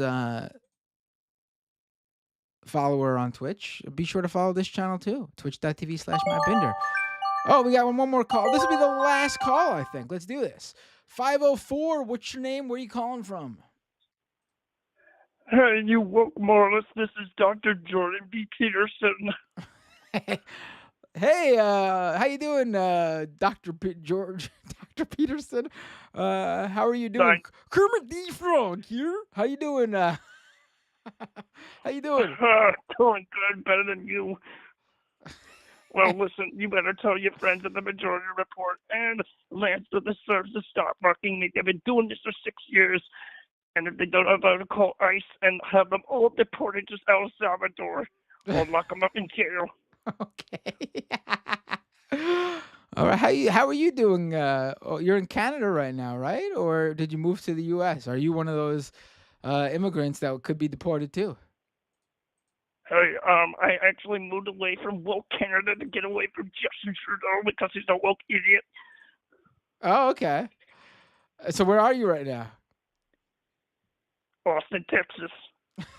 Austin, Texas. Makes sense. Makes sense. Conservatives love Texas. It's the place to be for them. You enjoying your time there? Hell yeah, I'm enjoying my time here. Better than woke Canada. All right. Well, was there anything else you wanted to say, Dr. Peterson? Would you like to know who I am? Sure. You should know that this is Andrew from New Orleans. I am Looney Tunes 9000. Oh, Looney Tunes 9000! After all this time of reading your IMs and messages, this is your first time calling in, right? Because you don't sound familiar. Yeah. Oh, it's great to hear from you. What took you so long to call in? So I never called in, really. Usually you would go through Skype, but Skype is shutting the hell down. But did you see that clip where the man got tased at MTG's town hall meeting? No, I heard it happen, but what are we talking about here, clip-wise? Oh, well, I saw the clip, and he was protesting against Marjorie Taylor Greene. Right. And her woke ideologies. And he called her a bigot. Right, and that's what got him arrested? Or tased, I should say? Tased and arrested. For calling her a bigot? Yeah, I think free so. Free speech, baby. Free speech. Free speech is what Elon Musk fought for. For your right to get tased. That's what we got. For calling a congresswoman a bigot. Unbelievable. There you go. We're in some unbelievable. great times. Great times. Yeah. Don't even know what to say even anymore. though this country's going to hell. What's that? Even though this country's going to hell, thanks to Elon and Trump. Yeah. It's we are I mean, I really hope that this is opening people's eyes. I know. I mean, Trump was already president. How did that not do it?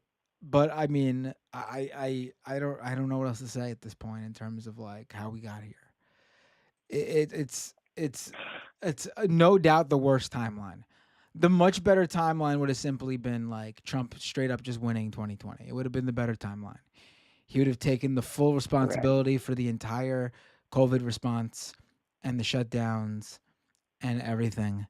It would have been fully his. I mean, the lockdowns were over by the time Biden got elected. But the point is, people tie a lot. Like you'll literally hear people to this day talk about how what Biden was responsible for what was happening in 2020 when Trump was president, because people have the literal memory of a goldfish. They literally do, and we would have been in a much better timeline. Some of those horrible people in the first Trump administration who we all knew were horrible and were horrible, but we later found out that in their horribleness, there was a part of them that stopped Trump from doing some of the worst. Like, I guess someone like Steve Mnuchin or Gary Cohen, they would have still been there. You know, it would have been, and then Trump would have been fully responsible for the economy after COVID. You know, the inflation. It would have been much and he probably would have botched the recovery too. So he would have been responsible for a shittier economy. Yeah, but Biden had to save us from Trump, and thank God he did. Well, thank God he did. Well, but now the economy once again has gone to shit thanks to his tariffs. I'm being sarcastic, by the way, just to be clear to anyone listening. Oh It is absolutely hilarious to me that Joe Biden's entire reason for running, his entire campaign, was built on being the guy that will stop Trump, and he is literally the guy fucking responsible for the situation we're in. He literally did the fucking opposite of his whole purpose of being. It is amazing. It is amazing. And obviously, he's not the most responsible, but because obviously Trump and his administration is the most responsible, but Joe Biden holds a significant portion of blame. Ooh, wow. And Trump, no. What were you saying? I was like, Trump, his numbers is going to shit anyway. Yeah. We'll see what happens, though. We'll I don't think it's enough yet. Those numbers got to be lower. They're not negative enough yet. It's concerning to me, actually. Yeah, but we'll take what we can get for now, I guess. Great to hear from you. So. Great to hear from you, Looney Tunes. Don't be such a stranger. Have a great night. All right, thank you. Bye. Great to hear from Looney Tunes. Always love to hear from the folks who regularly message in IM and Super Chat, but have never those mysterious people who haven't called in. All right, folks. Whoa, I went 2 hours, didn't I? Close to 2 hours. Didn't even realize I was doing that. Someone's gonna get me. All right, one more call. 716. What's your name? Where are you calling from? Can't help myself. Hey, it's Ford from I think I called a couple weeks ago. Hey Ford, what's up? What do you have to talk about? What's going on, man? So yeah, actually, I just want to jump on something that you just said. Like I'm watching a lot of the the YouTube channels, the left wing channels, and they're all like glowing over his numbers being like low, and I'm like, are you fucking kidding me? Yeah, it's still like his approval rating is still 47% or 46%, man. George W. Bush was around like 25 at the end of his term. Yeah, they're not as low as they should be. People are still a lot of people need to fully feel it for themselves first, and I think with the way the economy is going, they will. They'll get there. It's disappointing that they're not, but I will say it's encouraging to see the type of people, the demographic of people who have woken up about this and have come against him. Like it is the boomers, while still a problem in certain ways, they aren't the number one problem when it comes to Trump anymore. In fact, a lot of boomers really don't like Trump and are some of the most active people out there protesting against him. It's that's pretty much middle-aged men, right? It's Gen X. Gen Z, middle-aged. Or Gen X. Gen X. Yeah, that's middle-aged. It's Gen X. It's Gen X, and it's the very young male Gen Z. It's not from what there was a recent poll that said that showed that 22 people aged 22 to 29 are +6 Democrat, whereas people 18 to 21 are +12 Republican. So it's the youngest. You know what it is? It's those goddamn streamers like Osmond Gold and fucking. It's that combined with I think if you match up the time frame, these are the kids who were in high school and college during when COVID happened, the height of COVID, and they're mad, and they're mad that what happened. They should be mad at Trump. He was the fucking person who was responsible for that shit. But they're mad at what happened. I don't get it. I don't get it.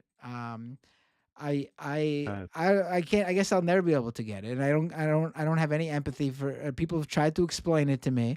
Oh, we have to understand it was their, they got that moment taken away. I don't give a shit. I don't give a shit. Grow up. Yeah. You couldn't go to prom. Yeah. Couldn't go to prom. Yeah. Oh, I'm sorry. Grow up. Grow up.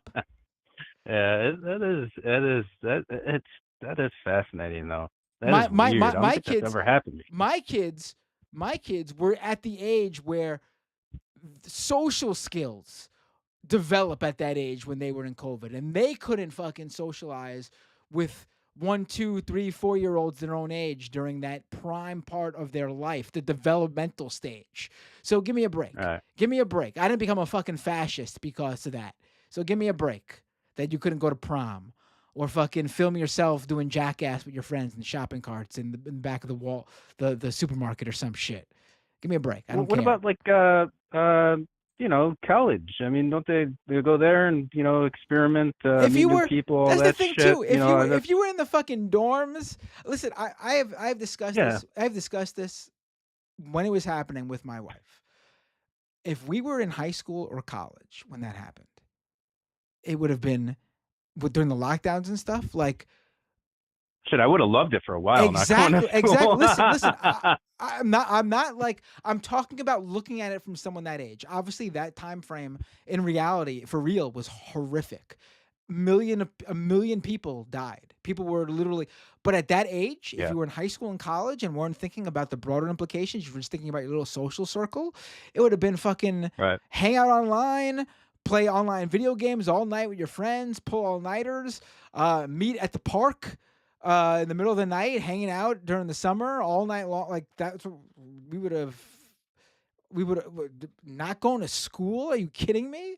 Like, at that age. Yeah, it is like, I don't know if they do like campfires anymore. We're sounding like old fucks, like, oh, that old generation. But honestly, in this situation, they fucking deserve the criticism. Yeah, I mean?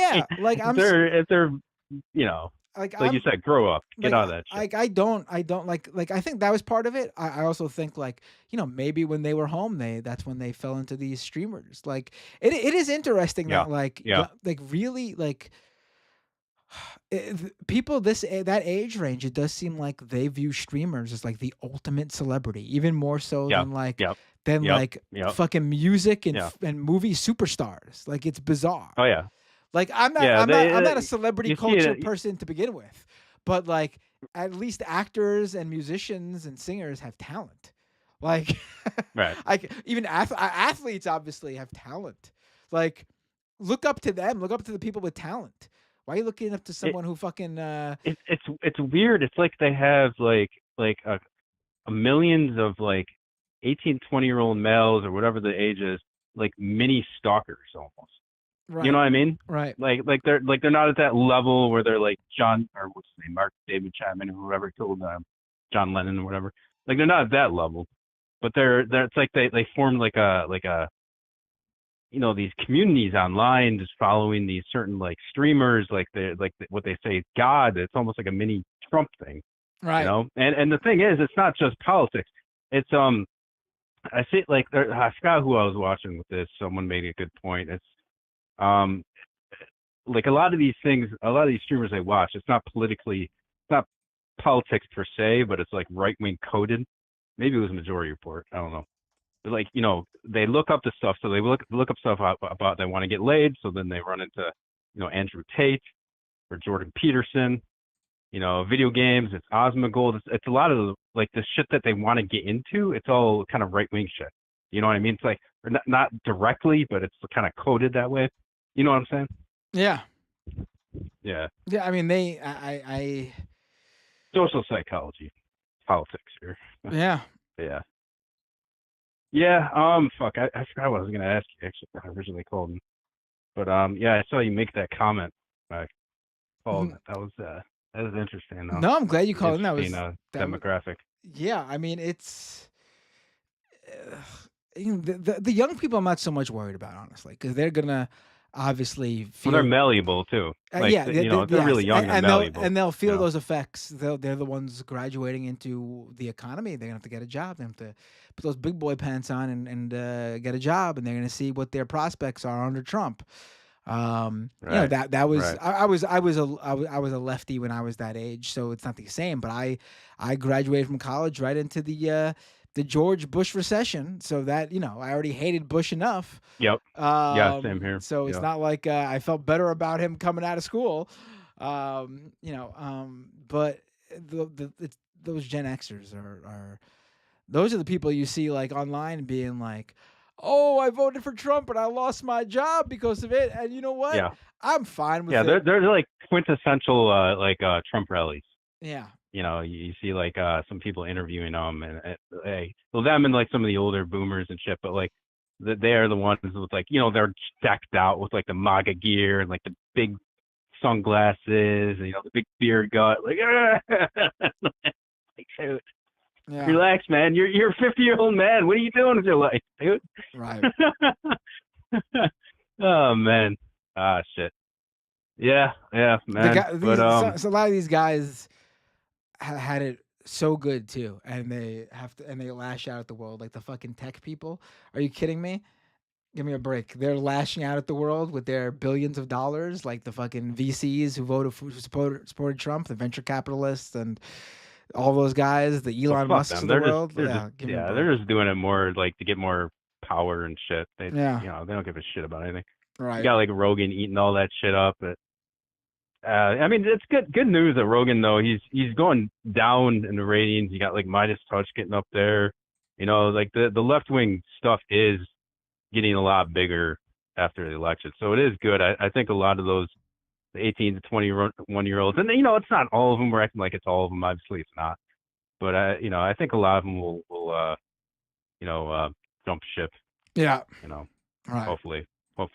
Yeah. Thanks for the call, though. Read the goddamn book. Yeah, man. Yeah, man. But yeah, take care. And all right, brother, keep up the good work. Thanks for calling in. Have a great night. Yeah, man. Take care. Bye. Bye. Yeah. All right. Oh, got another super chat from Wanda right at the wire here. Wanda says, "Is leftist mafia canceled tomorrow?" I don't know. I will not be. I will not be there tomorrow. And I know Lance is doing a stream related to I'm having a mental block. The Canadian debates.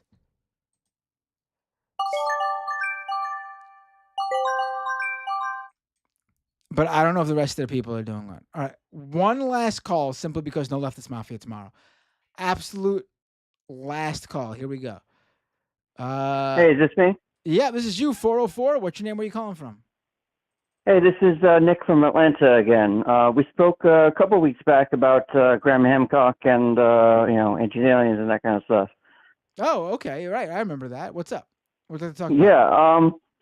Well, I actually went to my first. So I'm almost 40. And this is a little shame to me to say, but I only just went to my first protest on April 5th.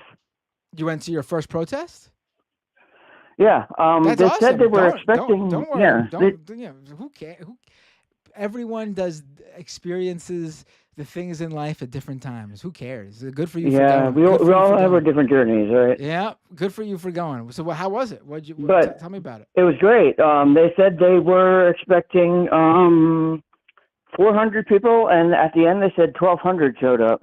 That's awesome. Where I understand if you don't want to give me the exact information because you. No, it's fine. It's about 15 minutes from where I live. It's a city called Woodstock, Georgia, Cherokee County. It's pretty deep Trump country. All right. And we were on the sidewalks. We didn't have the permits to walk in the streets. So one of the things I noticed, I don't know if it's just me being a newbie protester, but like there were 4 types of drivers, right? There's the normal driver who's looking around, but he's not reactively, he's not reacting positively or negatively.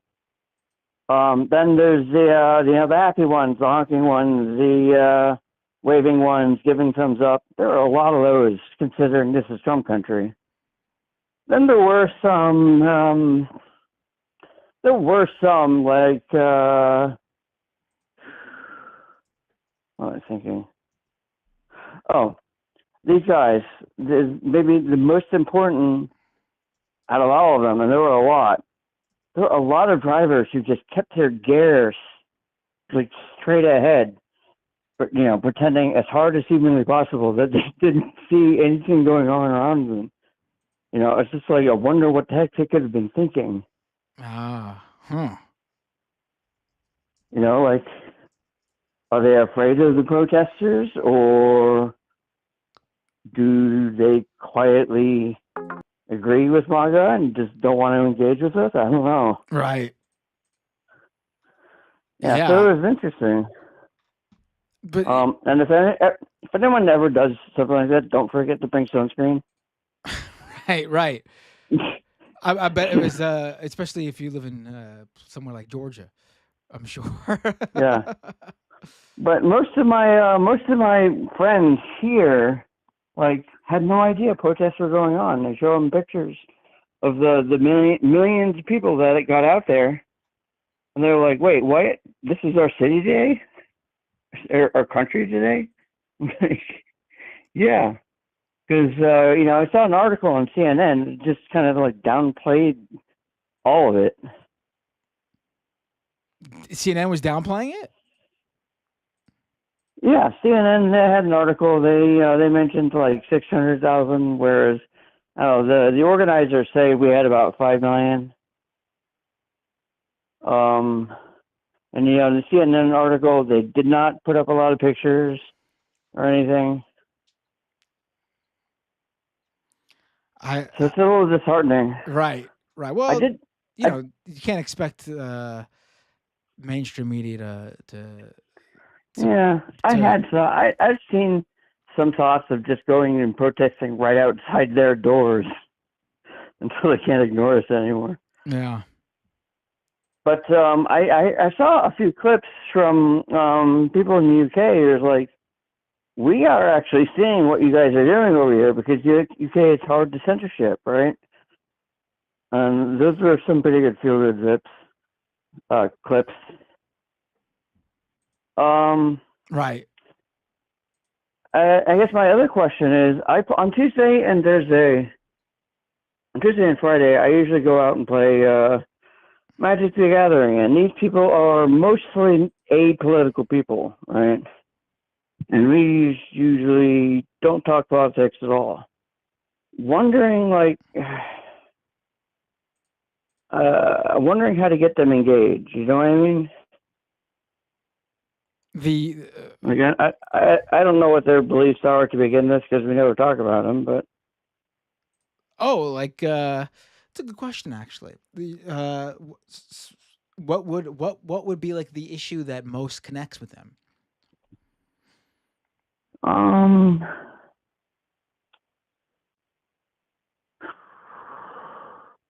lot of them are younger than I am anyway.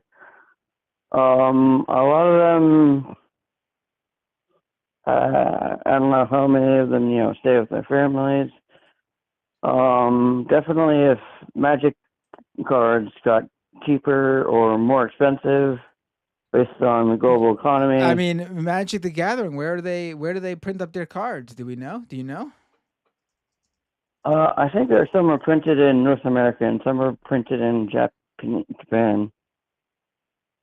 Looking right now, let's see. And then there's the whole destabilizing the U.S. Postal Service, right? Because players trade cards all over that stuff. I mean, there are people who make good businesses just selling cards on there's a site called TCG Player. Yeah, so if they mess with the postal system, then you might be seeing a lot of angry Yu-Gi-Oh and Magic the Gathering players. Yeah. Interesting. Yeah, it seems like I can't really tell too much. They're printed. I can't tell if this is in Germany and France. I mean, we got tariffs on the EU, Um, where's the card stock itself? Like, where's the? Well, they're I'm not really sure. They are sealed in packs until you open them. The value of a sealed pack is probably way lower because you generally don't get your value back after you open the pack, right? The cards that are inside the pack are usually worth less than you paid for the pack to begin with. But it's like gambling. Every once in a while, you open a good find pack a card that's the money that you paid is less than what the cards are worth. right. But every once in a while, you'll find a good pack, and it's like, oh, we just found a $50 card for a pack I only paid $6 for. So I don't know how that tariffs are going to affect sealed product. Right. That much. I don't know enough about. I honestly don't know enough about it. All right. Well, I think talk to then if I mean if you play Magic the Gathering, I'm sure you interact with people all over the world. How can you not want how could you want people? Because I know Magic the Gathering has the online gameplay stuff. How could you want to destroy that sort of global community that Magic the Gathering has created? I think that's a good way to go about it, maybe. Or, I mean, just talk to them about these issues, and if they're just don't care and they're just a conservative, then fuck them. But if they are responsive to if they're responsive to the issues you're bringing up around immigration and LGBTQ rights and all sorts of things that the Trump administration is chipping away at. If they're responsive to it, the next phase is just to keep them informed and see if you could get them active based on that. Yeah, and it's a little difficult. I don't know if I'm trying to get them radicalized, but I'm trying to I do want them to wake up to the current political situation. Get them radicalized. Getting inspired instead of getting inspired about magic 5 nights a week. Hey, nothing wrong with that. Nothing wrong with that. Let's not. I don't have a ton of friends, so it's I've just been thinking about this one avenue. Maybe I could, help get these guys on the right track. Right. Yeah. I mean, it's also a good way to make friends, honestly. Because we had our march on the 5th. Before that, they were having a big pre-release event. That was at the Magic store. It was absolutely crammed to the person. I heard about it after the fact, right after I did my march. I'm like, how many people are so obsessed with magic right now? I can't even think about it a little bit with what's going on in our country. You know? But also it is good to continue with your hobbies to keep you sane. You can't. Yeah. You literally cannot think think about this 24/7. I'll tell you, I did that for a very long time, and I was able to do it for a very long time, and eventually I just got burnt out, and you don't want that to happen. That's the worst. That's a bad scenario because then you just can't. Then you don't want to deal with any of it at any time. And I had to and I'm still sort of slowly trying to work myself back to how I was, while still giving myself that room to breathe so I don't get burnt out again. I think it's important to do. You need to have hobbies. You need to do things outside of this stuff so you can give it your all. Because you're not going to be able to give it your all if you're not taking care of yourself, and you just become fucking. Right. I guess I'm just too. All of this news and what's happening in our country, it just occupies so much of my mind. You know what I mean? Yeah, it's important to know what's going on. It's important to be aware, be active, be involved, but you need to take those breaks. Whatever your thing is, Magic the Gathering, whatever it is, you need to just shut off. A great time to do that, honestly, is unless you're going to protest or something, obviously. But if there's nothing going on, the weekend is great because Donald Trump's at the fucking golf course. Most news is not happening. Other world leaders are off doing their vacations or their personal time. most weekends are you should take care of yourself so you're ready for the week ahead. And then maybe it's a mistake on my part, but like if I start throwing around like terms like fascism and authoritarianism and stuff, and they'll go straight to, well, he's just being hyperbolic. It's not really going to happen here. Well, even though it is. there's literally a guy sitting right now, not charged with any crime. The government admits he has no criminal history, who's sitting in a prison for life right now in El Salvador, where his American family, his American wife and American children are sitting here, haven't talked to him since he was abducted. That's literally happening right now. I mean, that alone, that one example, and they're not doing anything to fix their issue either. In fact, they're attacking the guy after admitting he shouldn't have been deported. They're attacking him and calling him a terrorist. I think I think there's the proof right there. You don't need anything else, honestly. Yeah, but they don't. A lot of them just don't care. Like, then they're not people that you can get through. Okay. Like if that doesn't, Okay. You can't help everybody. Some people you got to give up on. Right. There's too many people Yep. in the world. There's too many people in the world to get hung up on people who don't want to, who aren't worth it. I know. Maybe I just want to help everybody. You can't. Some people, Yeah, I know. to help people, they need to want to be helped, and too many people don't want to. Yep. All right, great call. Really appreciate it. Always a pleasure. Yeah. Sorry for running a little long. No, not long at all. I think it was a great call. Have a great night. Hey, you too. Bye. All right. I'm shutting down the phone lines, and we got one more super chat here. Kowalski says, I sent you a reel on X of Scalia's views on immigrant rights. How is he to the left of Chuck Schumer? Oh, boy.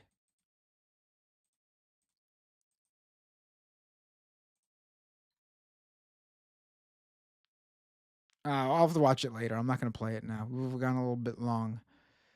But all right, folks. I'll be in the majority report on Thursday, as usual. Oh, don't forget to vote for Ole in that the Webby Awards. Go to webbyawards.com and vote for Ole. Ooh, she's in second place.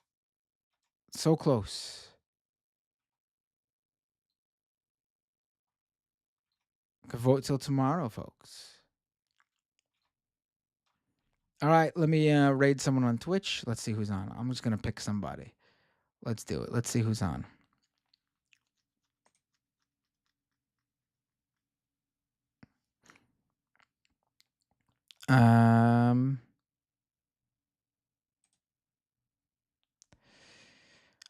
Let's see.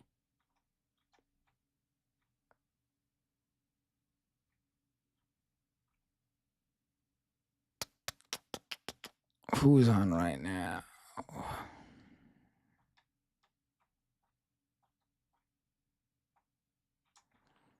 I'm gonna raid Frogan. Frogan is on. Talking about that Ethan Klein thing that happened with the content cop. Let's raid Frogan. All right, everyone. Have a fantastic night. And I will see you all next time. Oh, wait. Looney Tunes 9000 says, I also, super chat, I also mod Left Past 10, which took me so long to call. Oh, okay. Everyone check out Left Past 10 as well. All right, folks. I'm rating now. Have a great night. And see you all next time on Doomed.